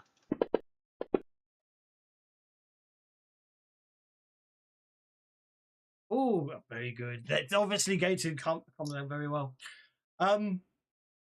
As the meal concludes, it would appear a second that store that brought you down the day before is back with a vengeance, forcing you to remain as guests, not even able to gather anything from the rocket ship. But that's absolutely. However, I need you to make some. I don't think anyone's got any hindrances about sleeping really well. I need notice checks. Middle of the night. In the middle of the night.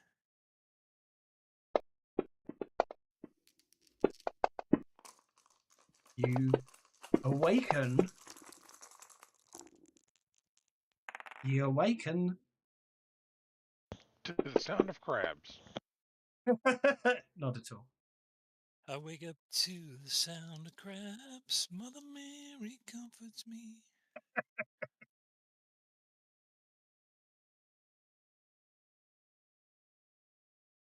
You basically wake up to hear the sound of some sort of argument / kerfuffle, as it were, going on outside.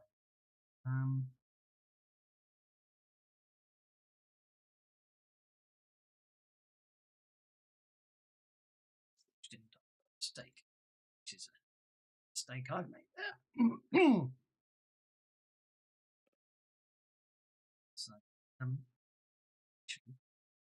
let's see if I can something. That's it.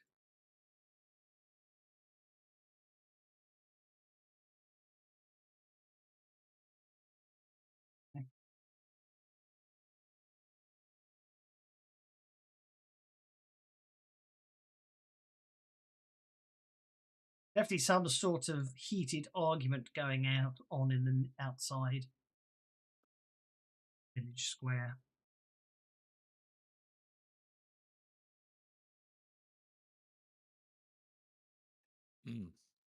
Maybe we should go investigate. Or mind our own business. But we're the meddling kids. Yeah, I mean, come on. That's like saying we need to stop breathing. So. Oh boy, here we go.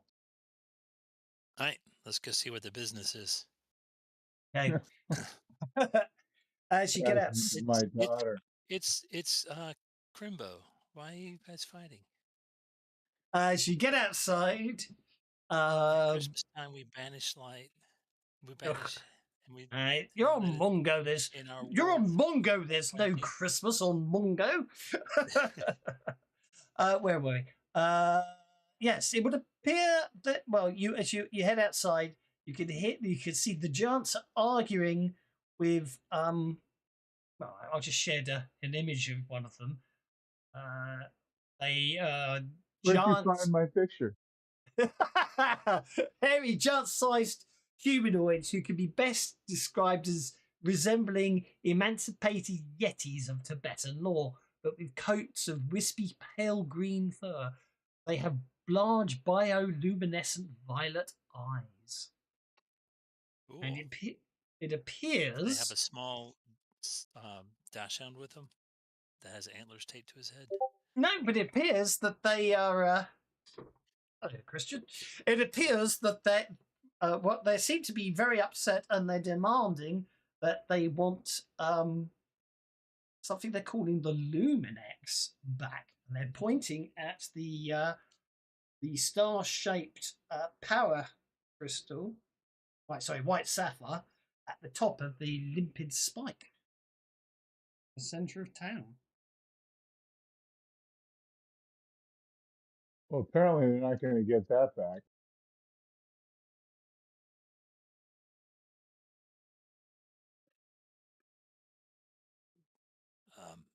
What Charles, claim do you have? Charles is about as subtle as a 2x4, so he's going to walk up and ask this green guy why he thinks it's his. What claim do you make to own these? star. So,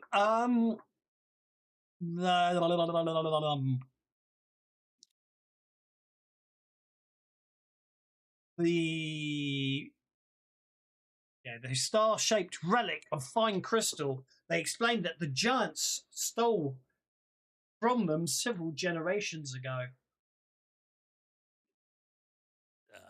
Do you have any proof of that? Right. So, I mean, I Now, don't was it doubt you, but stolen or was it traded? Because I know all about this buyer's remorse stuff. The ticket that I bought, yeah, I am really sorry that I did. what ticket? You talking about way back when? Yeah, in order to get here. Yeah. So, You seem perennially unlucky. So yeah, Yeah, the Luminex. I didn't want to buy it, but yeah. The Luminex, as you're looking at it, is an 8-pointed star composed of flawless white sapphire. You reckon? It would probably be right. It would be a one. Actually, yes. Make a repair roll, Charles, or anyone else of a technical minded or common knowledge for anyone who would technically knowledge in crystals and charging of them and stuff. Are there? I'm gonna say that's Rather specific. Hey, why don't you?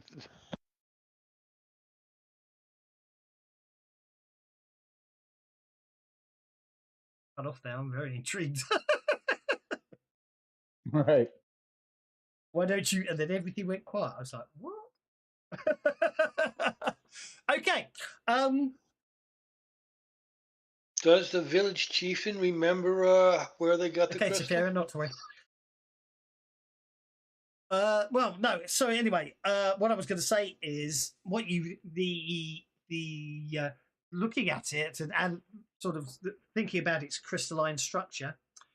Great to see you go there, Safara, but understood. It's you reckon? Yeah, it's that flawless white sapphire. It's probably got the equivalent power levels of a large power crystal, but something about the structure makes you realise that it would remain perpetually energized as long as it remains intact. You can also, as you get closer, you notice it is radiating both heat and light in a 32-foot radius, so 8-inch radius. night. And yeah, for generations, the Snow Stalkers claim the Luminex was the centerpiece of their home caves, but some years back, a giant raiding party invaded the tunnels and stole the Luminex, leaving the Snow Stalkers in darkness. Also, you're most assuredly certain that if Bing ever finds out about it, it will end up in it. Bad news for everyone, says Mr. Mason. Certainly so. I take it literally and give myself one as well. So, Hey, no. It says everyone. So, it would appear that this apparently is a social conflict. To negotiate peace between the two parties to agree to a seasonal sharing of the Luminex.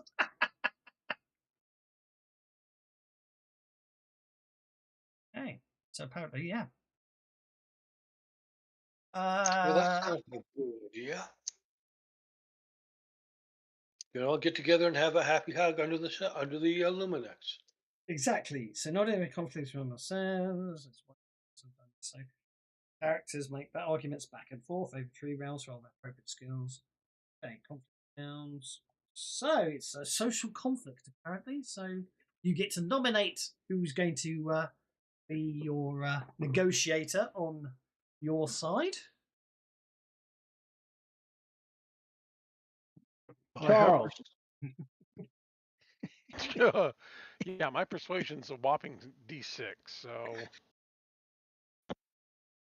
Well, I have a D12 plus 2. You Oh, well, just there click. you go. You win. My persuasion's I'm sitting at a convinced. D6 too. Yeah, exactly. We get to support. You do get support, indeed. So, so basically, most social exchanges are simple skill roll resisted by an appropriate trait roll, such as intimidation, persuasion, or spirit. For the long-going interactions, the bounce back and forth can be. So there we go. So characters make arguments back and forth over 3 rounds, roll their appropriate skills, then consult the conflicts results table below to see how well you've influenced. So it's all down to tokens. So obviously you'll be going. I think it doesn't say. -2 persuasion for the heroes, assuming peace is negotiated.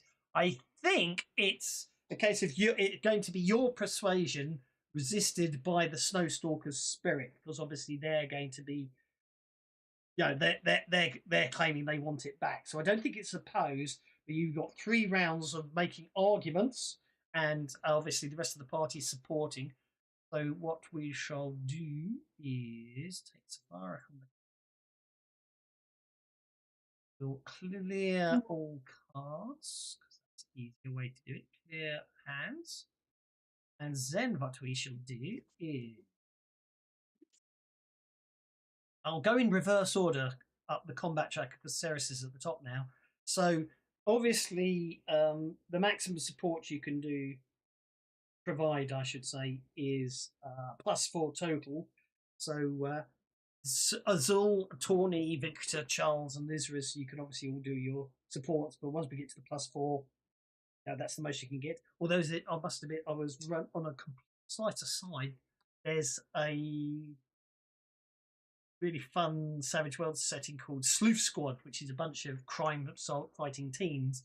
So I ran a Scooby-Doo game using that setting, and in that there's an edge called Cheerleader, which is a really cool edge, I think, and with a bit of renaming could be added to something else. Basically, for every cheerleader you have in your party, they give you an extra +1 and all support rolls, and raise the support limit by +1 for every cheerleader in the party. So if you've got 1, your support bonus is +5. If you've got 2, it's +6. It's an interesting one.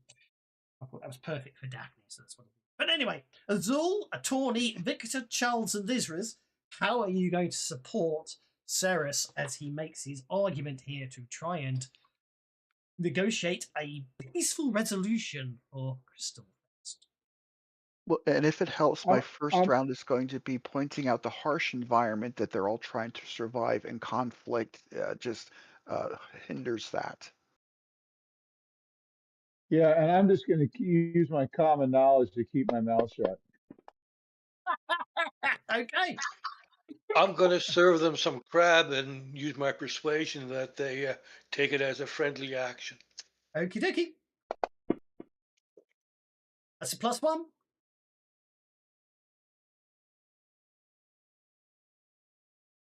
Charles is going to ask the giants, what do they do with it when it's not Crystal Fest? I mean, let's go ahead and find out what happens to it the rest of the year. Very good question. The adventure doesn't tell me that. Silly one sheet. But there we go. So I spent I a imagine penny to boost my they 3 to keep it 4. some. Okay, I imagine they keep it somewhere else where its heat and light is useful. So that's a plus. Yeah, okay, they put it in a box kind of thing. Yeah. Well, no, they probably use it somewhere to provide heat and light, don't they? So okay, so we're changing that. Benny, so +1, +2, +3. Victor, you're up, sir. Victor, I think, is the only one who hasn't supported. I have not supported. Oh, and Tawny hasn't supported. You're up +3 at the moment. How far away is these? I'm sorry. What are they? Snowstalkers. The green guys. The Snowstalkers live.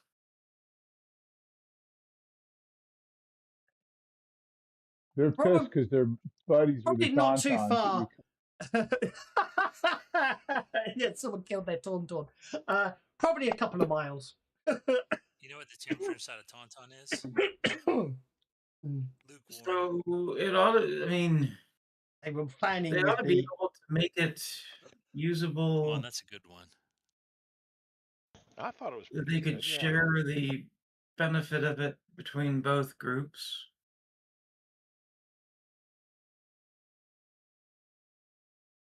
I think that I understand where you're coming from there. Okay, well, I make that a +4.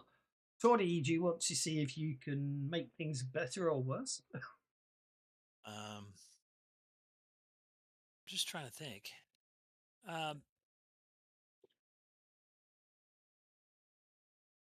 Yeah. Well, I just saw. Oh, I just saw the text. So, if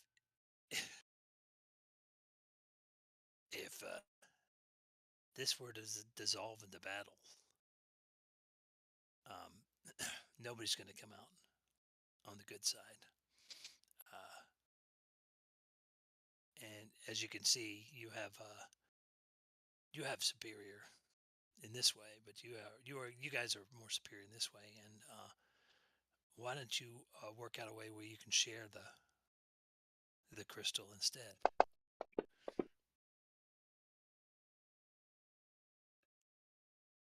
So that's a very good argument. I make that would be a +6 total, but last +4 is the maximum you can have on your argument, Ceres. You go into explain how and why. Whatever. All right. Yes, there's far more to be gained by cooperation than conflict, especially given your climate. And look at the recent avalanche.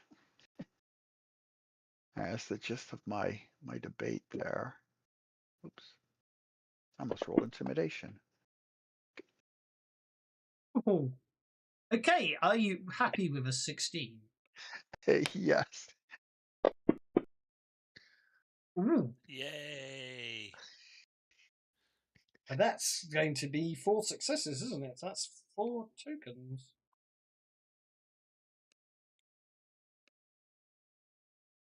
Conflicts broken down during each round. The player role plays their argument. Each success and raised by the petitioner grants an influence token. So if it's opposed, yeah. So that's 4 tokens. I'm impressed. 4 tokens on your first round. Nicely done. You've still got 2 more rounds of persuasion to go.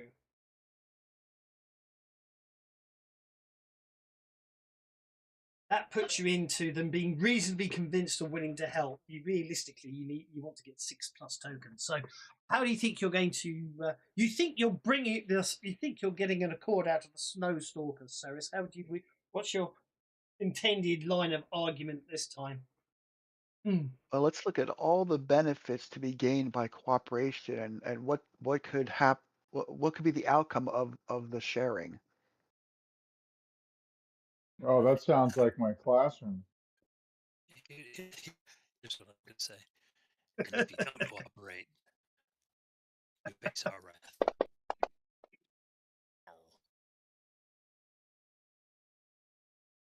Okay, and Tawny's going for the intimidation. That's a +1 there in the background. Lazarus is going to use his notice to find which arguments are swaying them better and suggest that they focus on that point. Nice.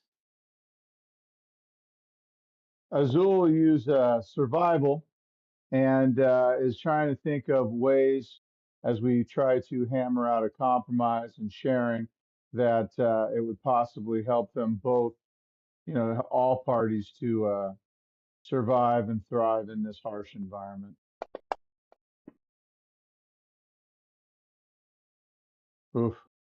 But I'll spend a penny, bring that up to a 4.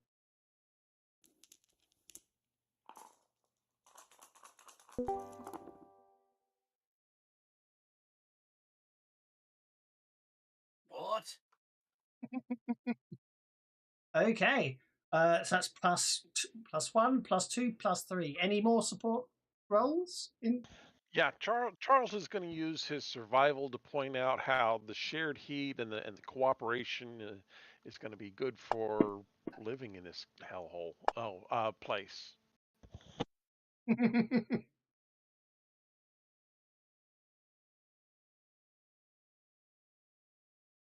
Hellhole. Well, some people like winter. Don't call their home a hellhole. Good grief! How rude. But in our world of plenty, we can all share a smile of joy. Throw your arms around the world. At Crystal Fest time. Yeah, just say a prayer for the other ones. Okay. I think that's another +4 on your roll.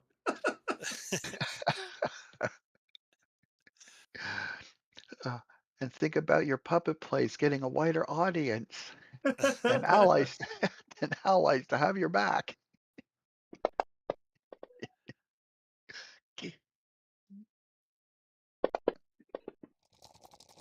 Just remember, bumbles bounce. Even at Christmas time? Yep. Is that Himiny? It is. No. Okay, that's a 14 versus. Oh, look at that! Well, that's successful. That's very successful. I think we don't they need had to. lost spirit. They You don't. lost spirit with their crystal gone. And oh yeah, that's. You convince them that at this time of Crystal Fest, the sensible thing to do is to basically be friendly. There we go. So, basically, You hear that, Himiny? You hear that, Himiny? At this time of year, it's best to be nice. Okay, I'm not touching that one. I, of course, Okay. have immunity. Humbug. Negotiations going poorly, but okay. So, there should be pieces negotiated. The two parties agreed to a seasonal sharing of the Luminex, and the leader of the Snowstalkers uses telekinesis to levitate the crystal back to the top of the limpid spike, where it illuminates and warms the surrounding village. Oh. You are all gifted with crimson robes edged with white fur and welcomed as honoured guests. Hurrah! And as everyone celebrates the arrival of Crystal Fest, the stars come out overhead. Yay. Oh, boy. Yeah. And that's how the adventure's meant to end. But I think for a bit of fun, my part, if no one else's.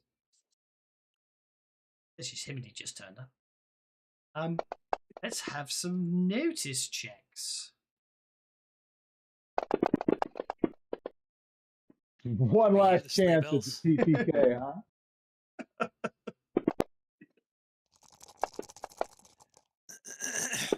And here comes the big bad Krampus. Well, I mean, being Crystal Fest and the time of good cheer and all that, you'd hope that everything goes well. You would hope that's you hear the the prancing case. and pawing of each little hoof. You'd hope that would be the case. However, unfortunately, yeah, the for all intents and purposes, I think we'll call him the Grinch. Is going to turn up. What? In him and his honor. What? in his honor, yeah. Okay, Victor, you noticed that out of the court, basically, Victor, what you realise that you're picking up an Imperial coded transmission, and you realise that someone in the village is obviously broadcasting what's going on. The rest of you, however, hear the sounds of a rocket ship overhead, on the plus side, approaching overhead. Your character has been advanced to heroic, so take a look at some advances you'd like. If you haven't been around in a while. Wait, we just got an advance. We should.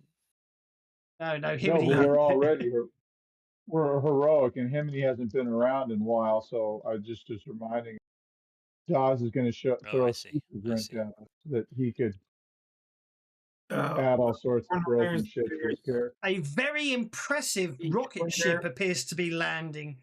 Anyone like to make a common knowledge check? I'd like to make As one you It's look going at to it. be sometime in this Ming dressed campaign, as the Krampus. but I don't think it's going to happen.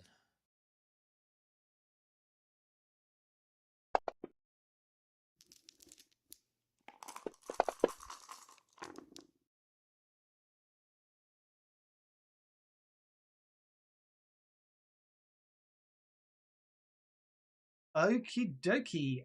Yes, that does appear to be a very Imperial rocket ship indeed, striding towards the village with an elite group of individuals. Is that chap there? Nice. Good boy. Basically, it would I appear. was worried that we were going to get gifts, but he's carrying a package. I'll say that much. It would appear that Mig has arrived, for he has heard about the Luminex and wants to take it back to. I look at the giant leader and it's like, well, you gotta make a decision.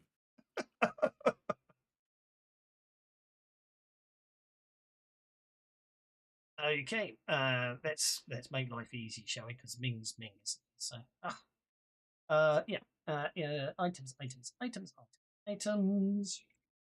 Going to roll over like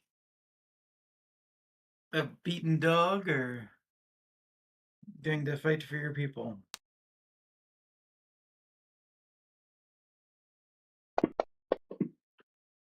Well, we're not going to let him take it away, no matter what he decides. The illusion of choice. The illusion of choice, yes. That's Ming himself. Yeah, actually, I'm going to re-roll that damage. However, first things first. Ming's going to spend his villainous conviction because he really does want that Joker? Luminex for himself. So basically, he strides up to the village. As he advances, he says, in the name of me, I demand that," and shoots the Naquk leader, John, straight between the eyeballs. What? That seems very specific place to shoot. Well, didn't see that coming. He's just mad because that's where we shot his crabs. Okie Shoot my dokie. crabs in the eyeballs, will you? Azul, you're up first, sir. Good Lord. That's a lot of Imperial captains. It is indeed. Spending All your right, dice. so I'm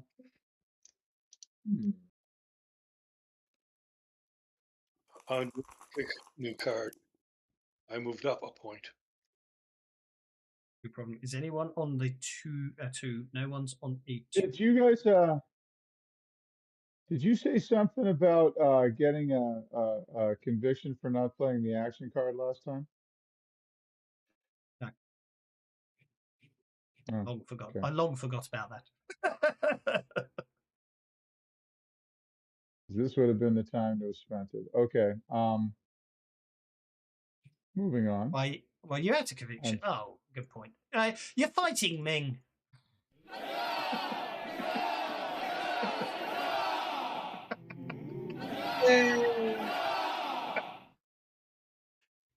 You're fighting Ming the Merciless here. Okay.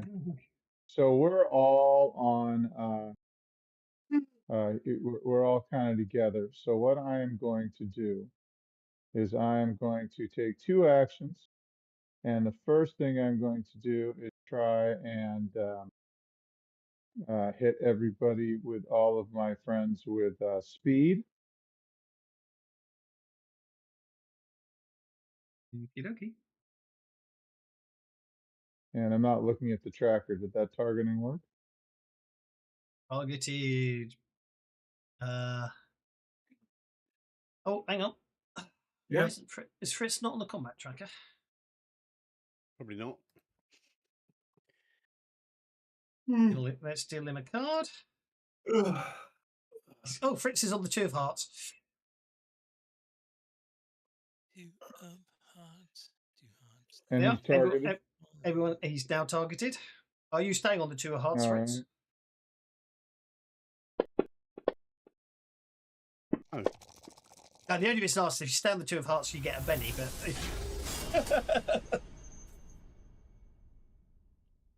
because jokers are wild and deuces are mild. So now that should have applied. Yep. Do I have to do it? Coming up on the combat tracker, yes, it's being applied. Okay, great. So now everybody's got their raise speed with a raise. And that should help. And then where exactly is Ming?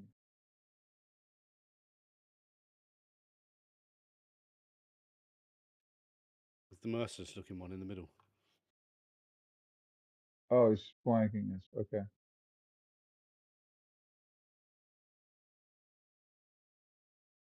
Yeah.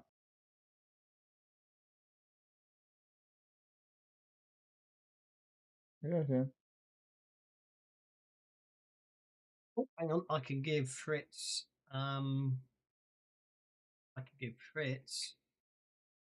Spyro's adventure cards. What's dictatorial and sounds like a bell? Ming.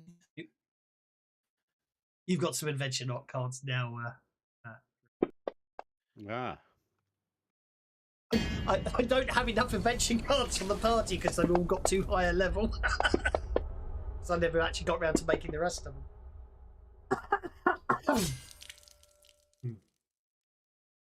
Wow.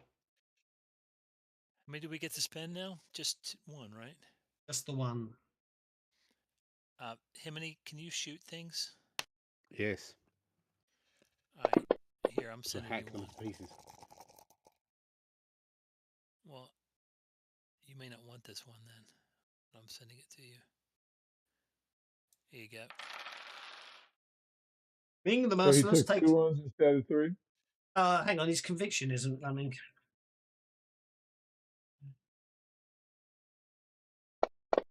His conviction should be running, so that would be 12. He takes no wounds. Conviction on an enemy. What are you thinking? Villainous conviction. If anyone's going to have it, it's going to be Ming the Emperor of the Galaxy, isn't it? He gets to be Emperor of the Galaxy and he gets villainous convictions? Man, you guys get all the breaks. And then I'm going to run back in the midst of my crew. Okie dokie. He doesn't know who hit him. And except the fact he saw you stand out front, go cover him in blue goo, and then run back. Yeah. Yeah, exactly. Neener. Yeah. So he's not that blind. Come on, give us a break. Neener. Oh dear. Nano. Azul.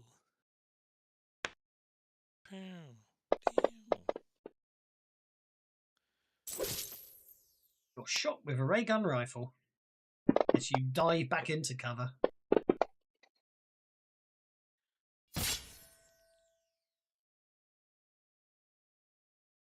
Whoa.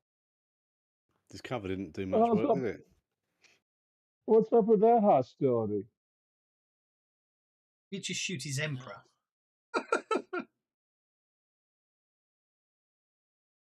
Yeah. Well, that's We're his the rebels. Shoot on that's sight. his fault for picking him as his emperor. He didn't have to do that.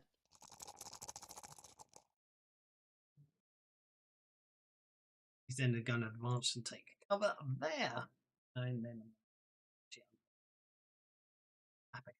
Okay, Fritz Lieber.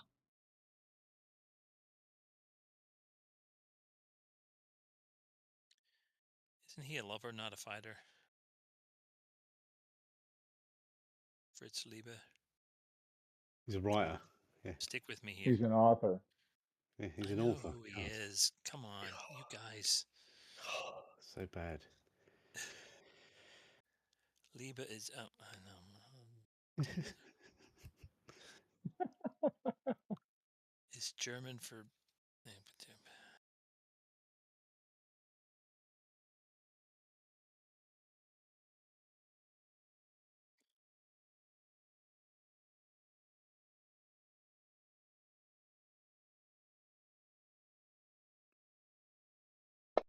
Someone has boost trait, right? Wow, that's The bollocks. second duel. I mean, you guys know that there's 50 ways to love your Lieber. That's my first action. Missed and wasted the Benny on it. Here's my second one. Might hit him now. Good. Now, die.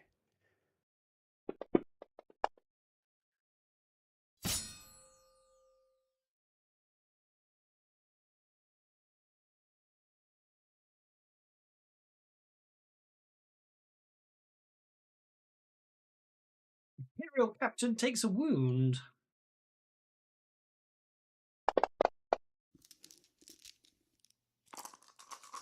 He soaks it. Imperial captain's a wanker.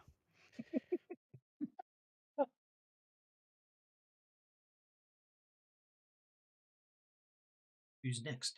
Oh, it's an Imperial captain. Where's he? Oh, he's over here.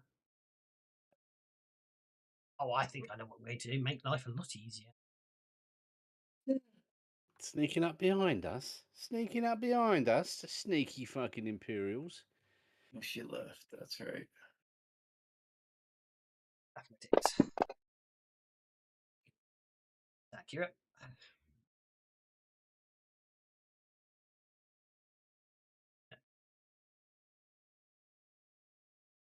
Did Flash ever fight Ming?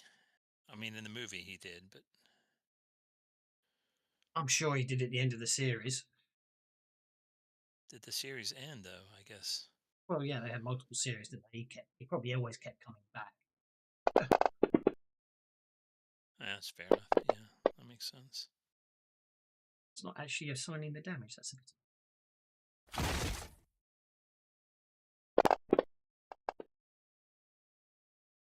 It's just my life easier and just do that. Right. So yeah, I'll just do that.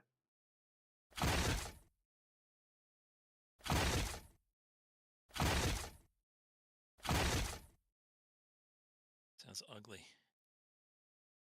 Does.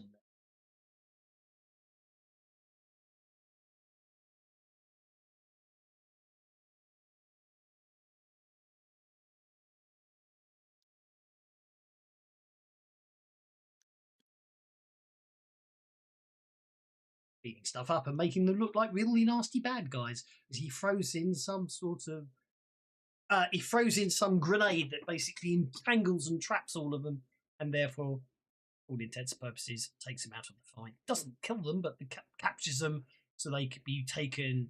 They're completely encased in crystalline entities, meaning they're out of the fight, but can of course be carried off to the Ming's slave mines and put to work there at a later date. Fortunately, it doesn't work on player characters because they have plot armor. It works beautifully on NPCs. Okay, ray gun rifle next. Where's your ray gun rifle? Lizarus, I think.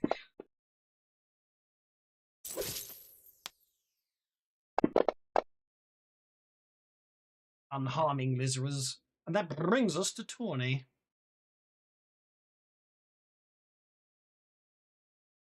He doesn't have an arcane background, right? Sorry? Me? No, I don't. No. What, did he just kill them all?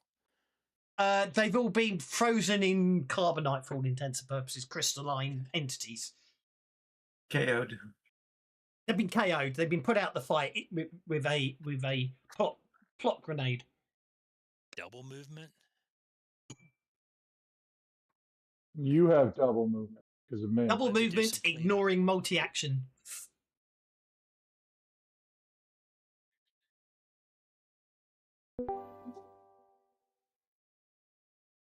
Okay, ignoring multi-action. So if I hit multi-action, how many multi-actions do I get to ignore? I guess 2 points It worth. means One. in more 2 points, you can do 3 actions for the cost of 2, or 2 actions for the cost of 1. So just Okay, and how activate far your did I move to multi-action. get to Says there? you move 10 inches to get to there. Activate your multi-options as however many you want to do, knowing that you'll be 2 better off than you normally would be. Basically. Let me do a quick measurement before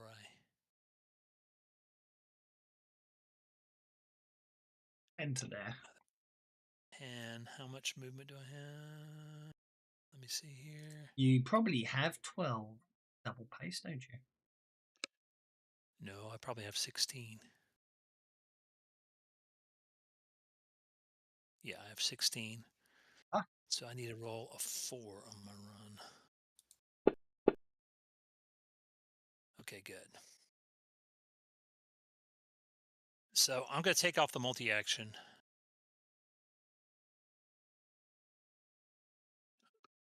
But Running I am going to is take a separate second from action. multi-action. You still Yeah, get I the know. penalty from running. Yeah, yeah, I'm aware. Yep. And then I'm going to frenzy these 2.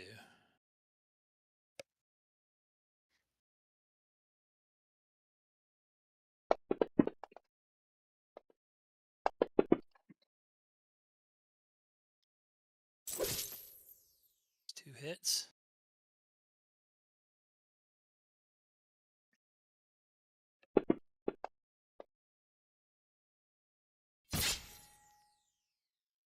I doubt that's going to incapacitate him, is it?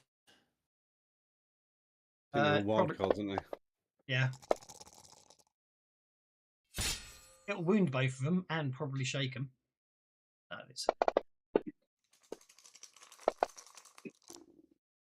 It doesn't hurt the first one. And you hit well, I haven't enrolled for the second one. That was a Benny to try and do Yeah, better. no. That's fine. 2 wounds on the second one. That's fine. Come on. Okay. What I'm doing is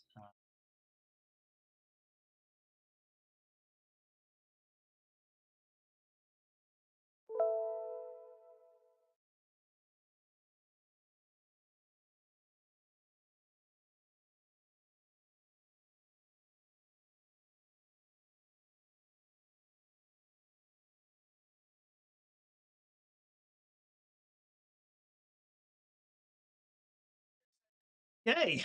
So they both get a free attack on you if you're moving away. Oh, good. I didn't think they engaged on me. You engage them. That's you not. Hang on. Yeah. Oh, that's good. It is, in fact. He attacks his buddy. I agree. Yeah, but I'm pretty sure they've got. They're not. If you attack them, they're not engaged. You can go in, hit them, and then run out, can't you? Yeah. It's not D&D where they get a free opportunity attack. Let him cook. Let him spend his buddies. That's right. Yeah. All right.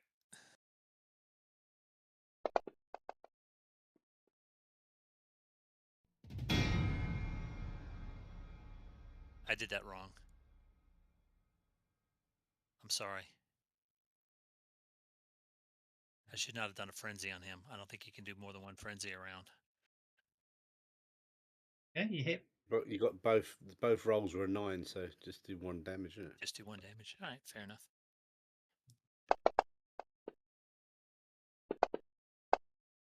You do higher damage, please. You want a high, nice high. Let's come on, get them. Oh, let us down. 1 more 6 would have been good. Come on.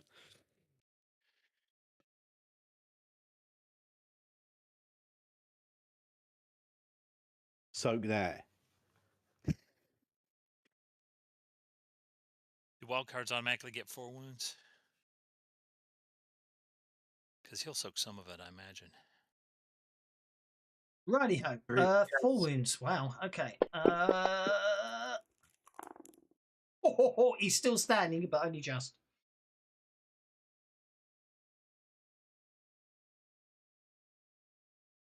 He's in a bad way. And then as last action is I'm going to point back to those two. I'm going to say, throw down your weapons, or I'm coming back for you.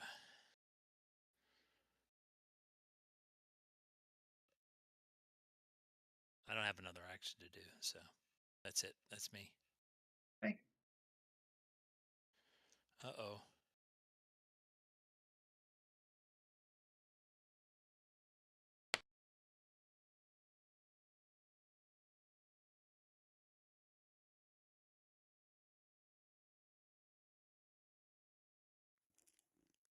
I think Ming's going to point at Lizrus and basically go, kneel before your emperor.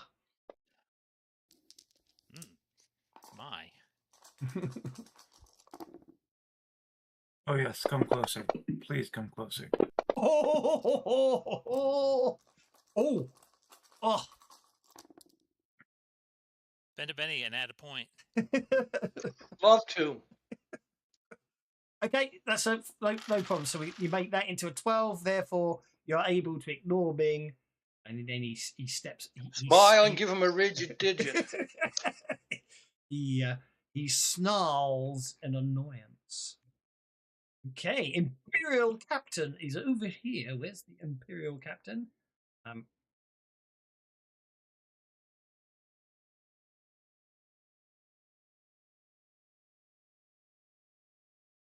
Maybe your old cards away just to explain that. So it's one's up. Okay, ray gun rifle. There we go. Let's point of conviction. Damn it. Let's ray gun rifle Lizrus for having the audacity to not kneel in front of his emperor.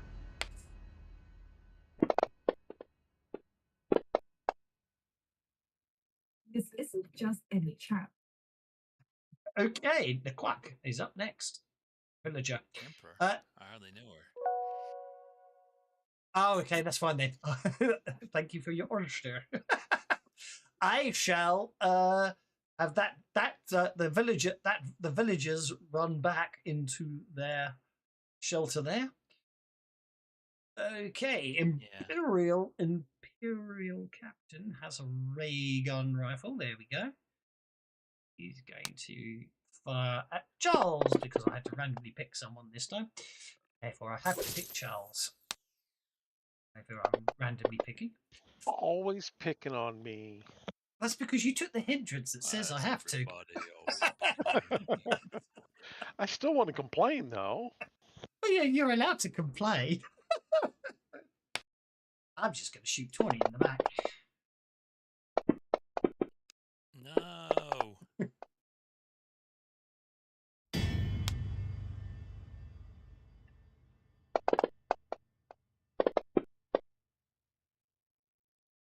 When he's shaken as he gets shot in the back. Charles, you're up, sir.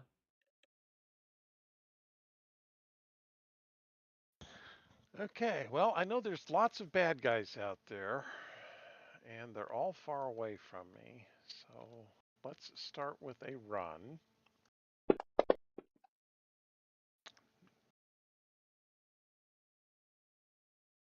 I saw somebody huck a grenade back here, so let's come over here. 11 to there. And we will multi-attack. We're going to start by poking that one. Not that button, this button.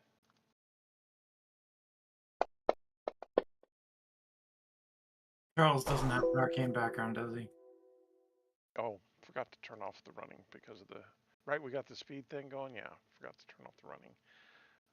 5 will hit, but I want better than that. So let's...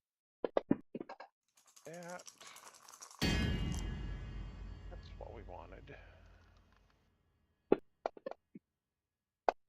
Yeah, that's what we wanted. Ow. 2 wounds. Well, these Imperial captains only have the 1 Benny, not the full 2 Bennies, so he's taking 2 wounds there because he's spent his Benny already to soak damage. Okay, and then I will poke the one on the other side of me.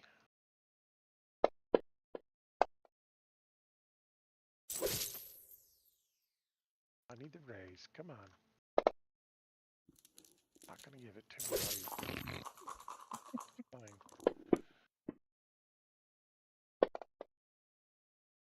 Give me decent damage. Wound. And all these Bennies as well, so he takes that wound. So they're both shaken. Cool, cool. Okay, And so that's... you've still got 7 inches of movement left if you want to move on.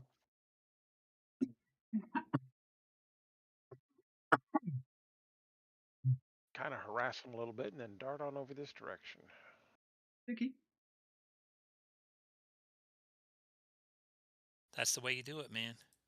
Yeah, yeah. Striker, skirmisher. Striker. Speaking of airplane. Yeah, I was just thinking of that.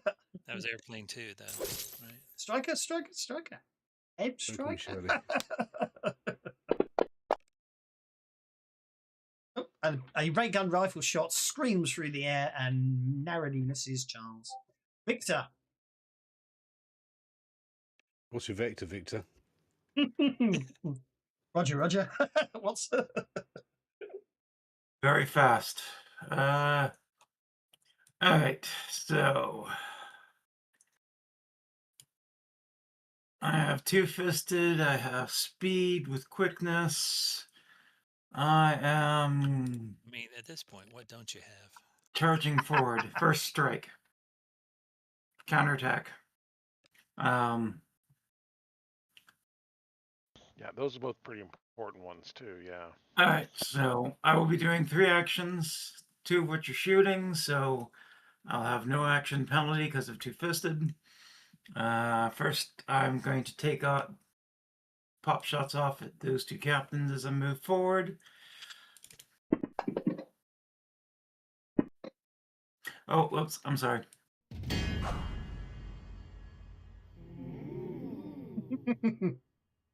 You hit with a race and missed. So roll the damage for the one you hit first, and then we'll worry about whether you want to re-roll the one you missed.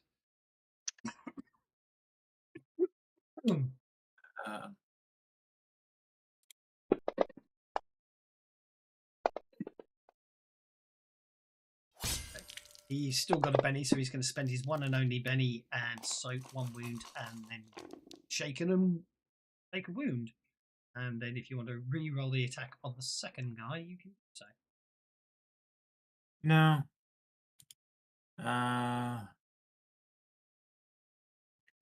He's gonna have cover. What about number 8? No, 8 does not have cover from me.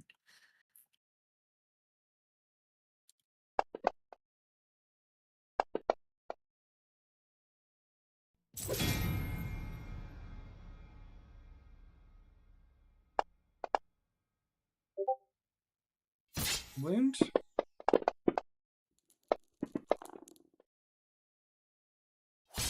The other guy incapacitated instantly.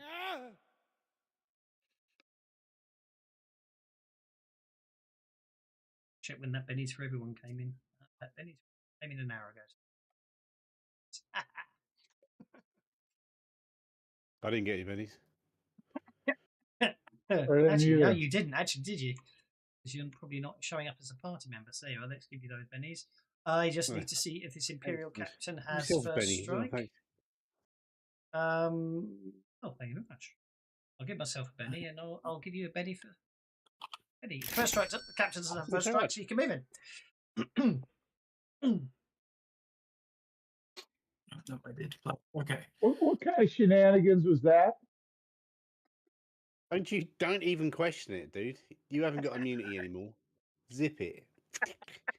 And then as my last action, I will frenzy on Ming. Okay.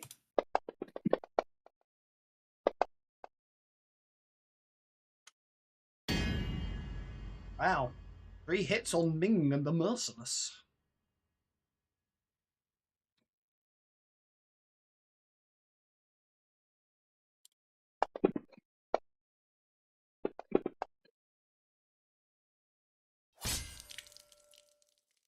4 wounds.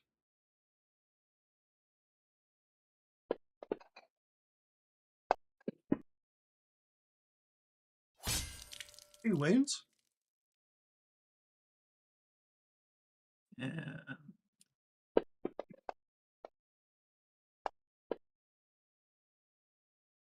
4 wounds. Righty ho. So I think the first things first, we'll soak the 2 wounds.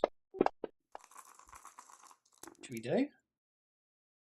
And then I think for the other 4 wounds, we'll go. And he dives. He impales himself on your blade, negating 4 wounds, but instant incapacitating him. That works. And then the other one goes. Ding dong, the witch is dead. Oh, I doubt that. Not yet. So 2 Imperial Guard captains sacrifice themselves by taking blows, and Ming the Merciless parries your other attacks. Entirely appropriate. Moved, attacks, whatnot. Okay, yes. I'm done. Cirrus Tal is next. All right. You have an arcane background? No. Okay. All right. So Ming the Merciless, the one person for whom I do not put diplomacy before violence. So I'm spending conviction. He is my enemy. I'm moving to here where I can get a clear shot. Yep. To arms, defeat our oppressor. This is to add, okay, +1 to shooting to everybody. Everyone gets +1 shooting. It's only for the next round, isn't it? So they can do it. They can remember it. Yeah. All right. Anybody? Yeah, basically everyone gets +1 shooting on the next round. So style basically inspires you. And then shooting him myself. Okay. Be in trouble here. No one's in his command radius to go look out, sir.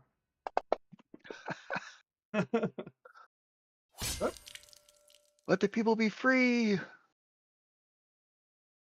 Oh, because I'm being an idiot. Oh, he's shaken. That guy's shaken, so that could be interesting. Okay, that's 4 wounds. So, okay, so Ming's going to spend a Benny. We soak one of the wounds. However, I can spend a Benny on Imperial Captain 3. I can give him a Benny. He can therefore unshake and go, "Look out, Your Majesty!" He was just in command range, so he was able to dive in and take the shot.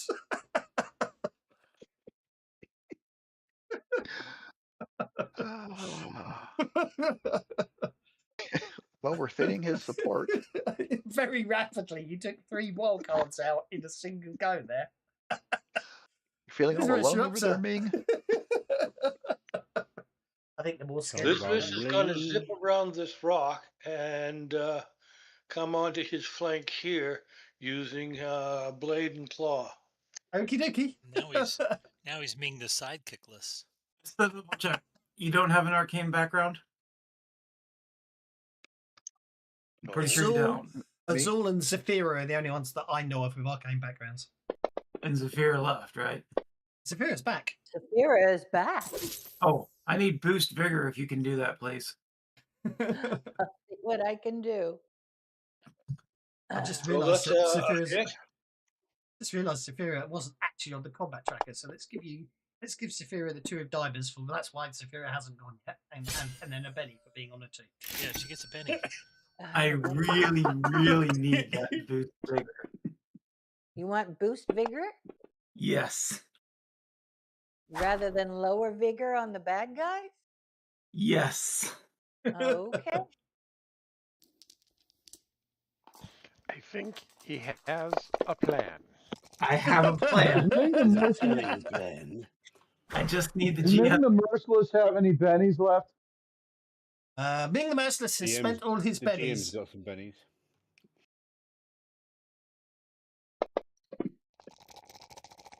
And my dice are hating me. I stop.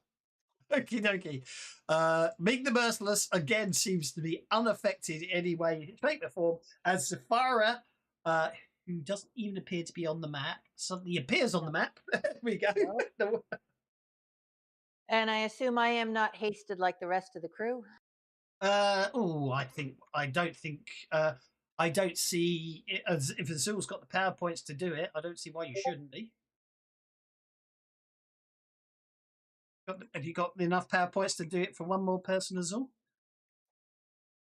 Should. There you go then. Yeah, he already spent Benny's getting it back, so he's Yes, right. got loads.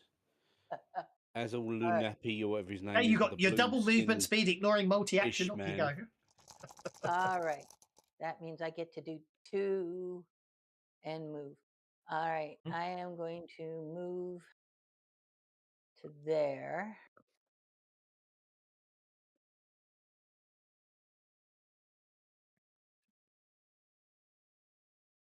Seeing a mini. There. That way I there we can are. see Sorry. everyone.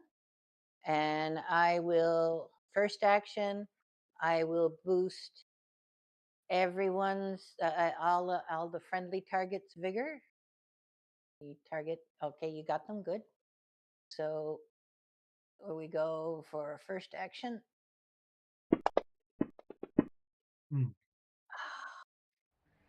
So that's a 9.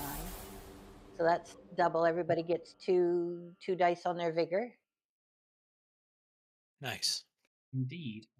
And set up next right there, isn't it? action, I will lower the vigor of all the bad guys. Go bigger. Go bigger for vigor. Clear enemy targets. There we go. All right. And on that one, we'll also do the tough. What's the other line?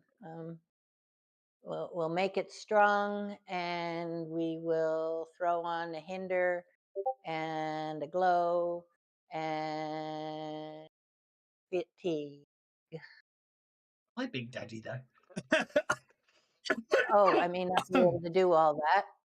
Oh, wait a minute. How many targets have I got? 1, 2, 3, 4, 5. Yes, I can do that. I think 5. Yes, because it's yeah. You're using the sub attack, the sub power for but lower trait on the power tab for that. I don't have it listed as a sub You should attack. re-drag the boost. I wouldn't lower worry trait about onto it now. I mean, we're well, yeah, running you should soon. do because then you get all the effects Anyway. set up properly. But yeah, okay. Here we go. Oh, so you set up a sub attack for each trait that you want to boost or lower? You don't need to set up a sub attack because it's got boost trait, lower trait as sub attacks automatically now. Isn't it? All right. Anyway, there is an 11. If I Benny that to make it a 12, that will lower them. Give the bad guys. Is it 2 less dice or 3 less dice? 2 less. It's 12. We hit that. Yeah, regardless of how much, it's a raise. Yeah. It'd be nice if you could Yes. boost or lower them into oblivion, but I don't think you can.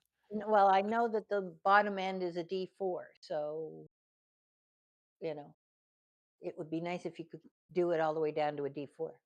Vigor minus 2 It's going to make dice. it uncomfortable to sit.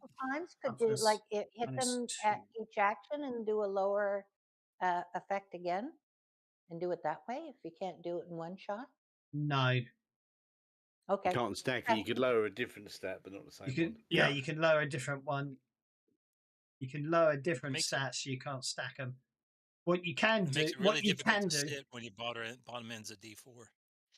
3, 5. What you 7. can do is obviously if you hit them once, if you hit them with a lower and don't get the raise, you can hit them again. Right. Okay. Let's hit on. New round begins with Tawny on the Ace of Spades. It would appear. See if we can mess with that by something. No, and one more for luck. That's the way I like it, brother. I don't want to live forever.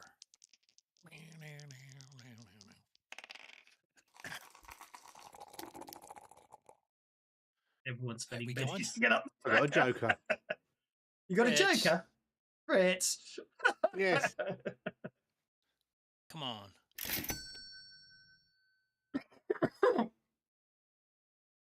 One more on Ming. Oh! Ming got a joker! I'm going on hold. Ming Good, is good. Ming Good, has got good. a joker. Right, I'm going to spend a penny to maintain. You do that. There we go. Ming is my love interest.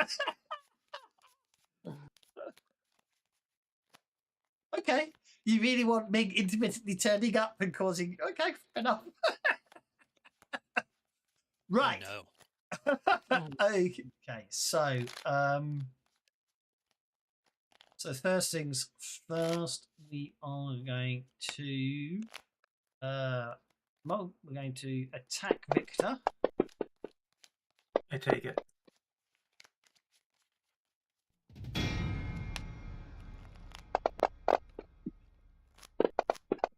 His multi-actions. That's 2 wounds on Victor, and then he's going to attack Lizarus as well with his multi-action.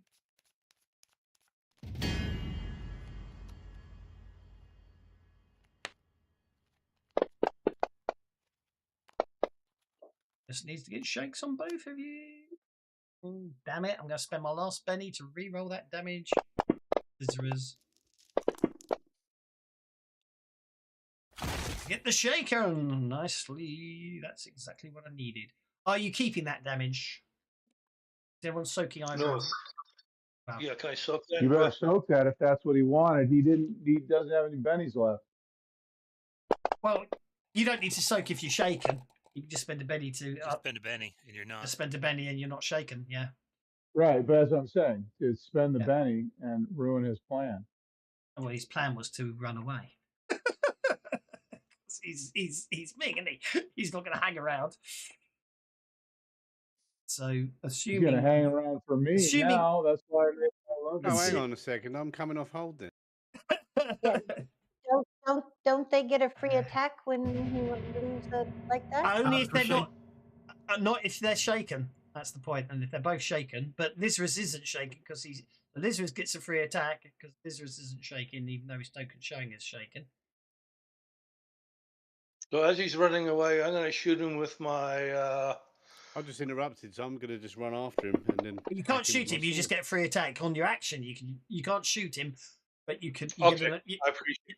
And I'll just stick a couple of claws in him. Okay.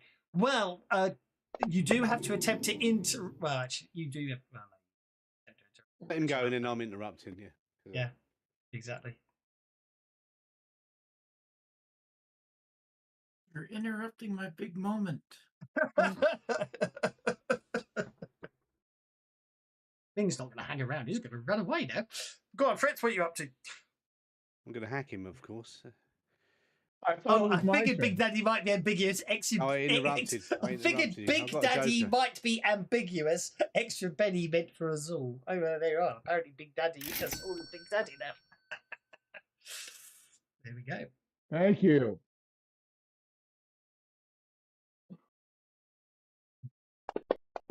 Although he's looking back longingly at Azul right now as he's running away. Bollocks.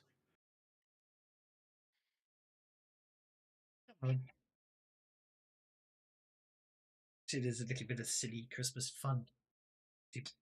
Put them down.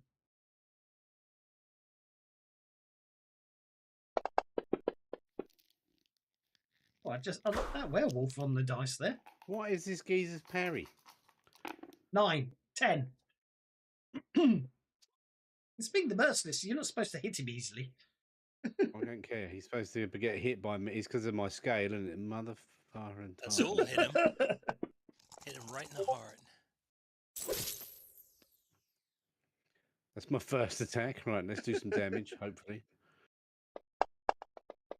Oh, I did some. Oh my goodness. What dice are those with the werewolf on them? You got one dude down here in his command radius, I imagine. He's ignoring me. What dolls are those with the werewolf on them? Those are the Monster 2, I think. Monster. Right, cool.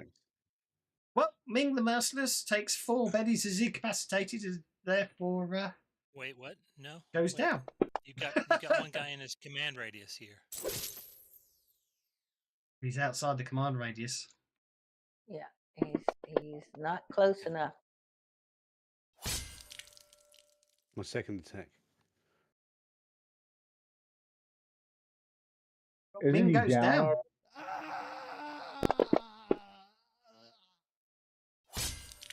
He doesn't have the increased command radius. That's kind of disappointing. Oh, he does, but the guy can't reach him. Is the point? He does have the increased command radius, but that guy can't reach him to do a lookout, sir. Yeah, is what is technically what I should have said.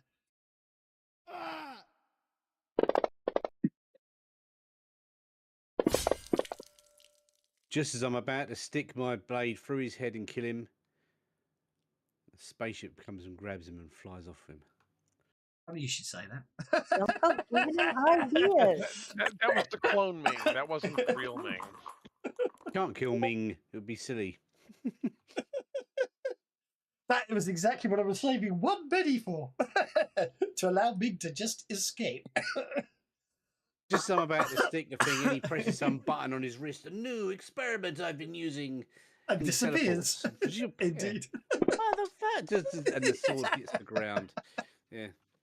If this was another universe, I'd call that a magic jar. Or contingency. Okay, go on then. Let's pop the others down quickly. Tawny, you're up, sir.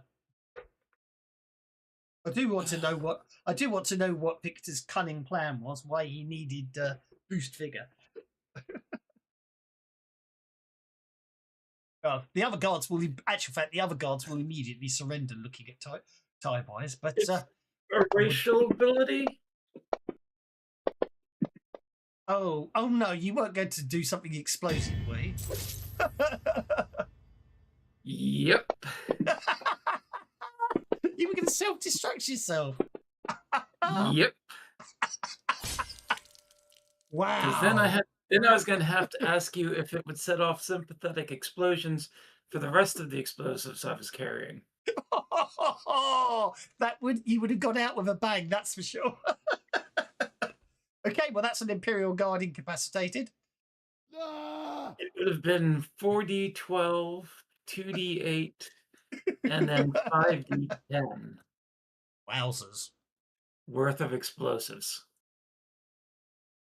Would have been impressive. Okie dokie. Unfortunately, the 5d10 was going to be that big. That would have been impressive.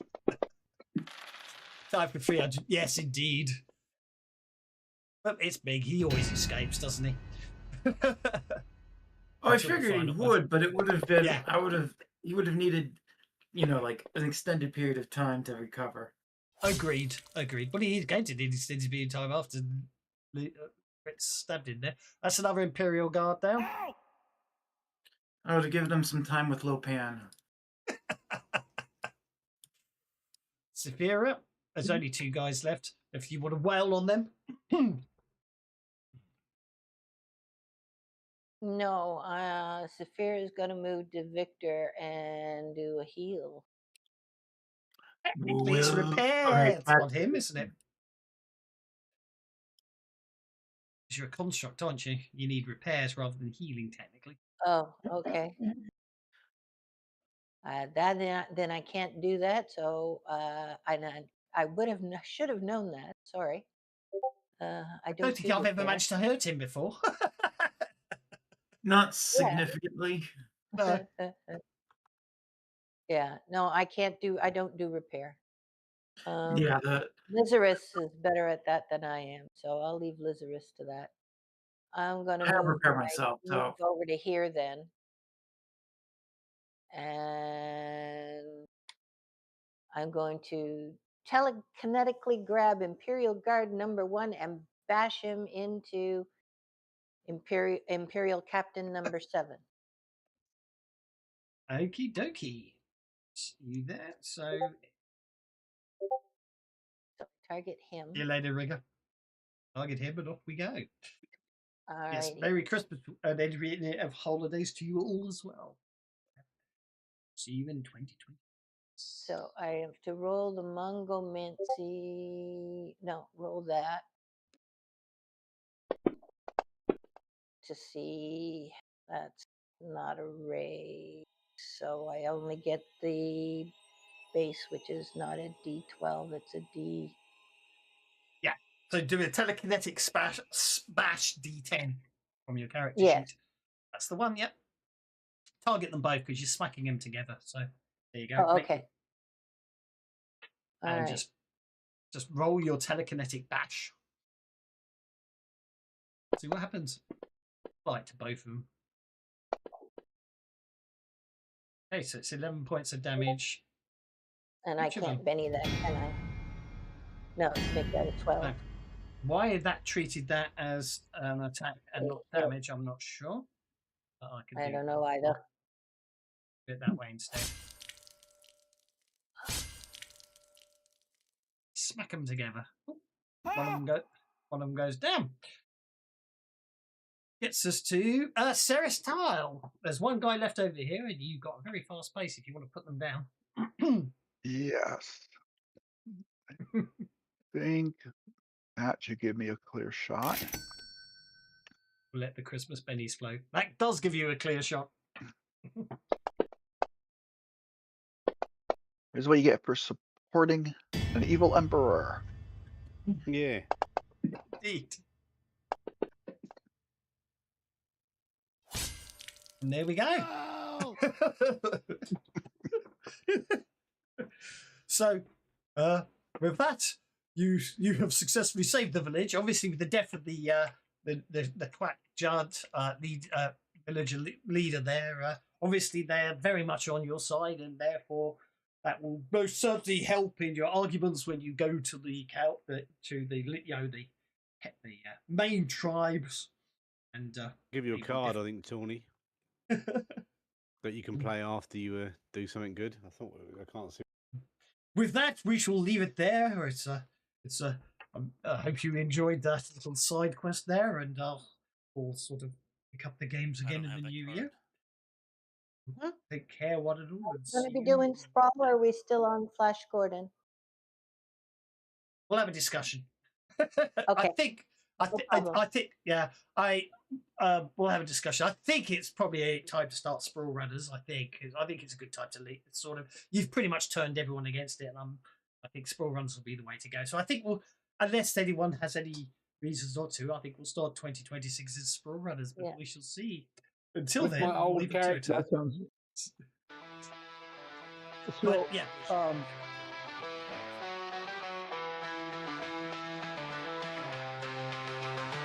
Flash Gordon, the savior we need, racing through the stars at lightning speed.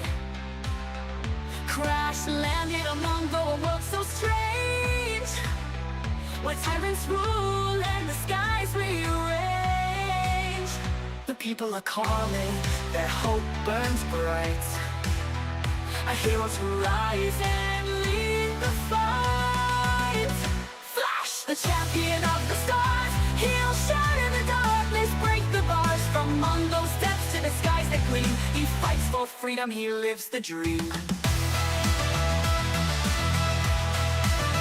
In Arborians woods, where the hunters hide, trees that tower stretching wide, Prince Baron's arrows fly sharp and true. Flash joins the fight, their bond renews. In Arborians woods, where the hunters hide, trees that tower stretching wide, Prince Baron's arrows fly sharp and true. Flash joins the fight, their bond renews. Through Coralians waves, where the seas are deep, the kingdom stirs from its ancient steep.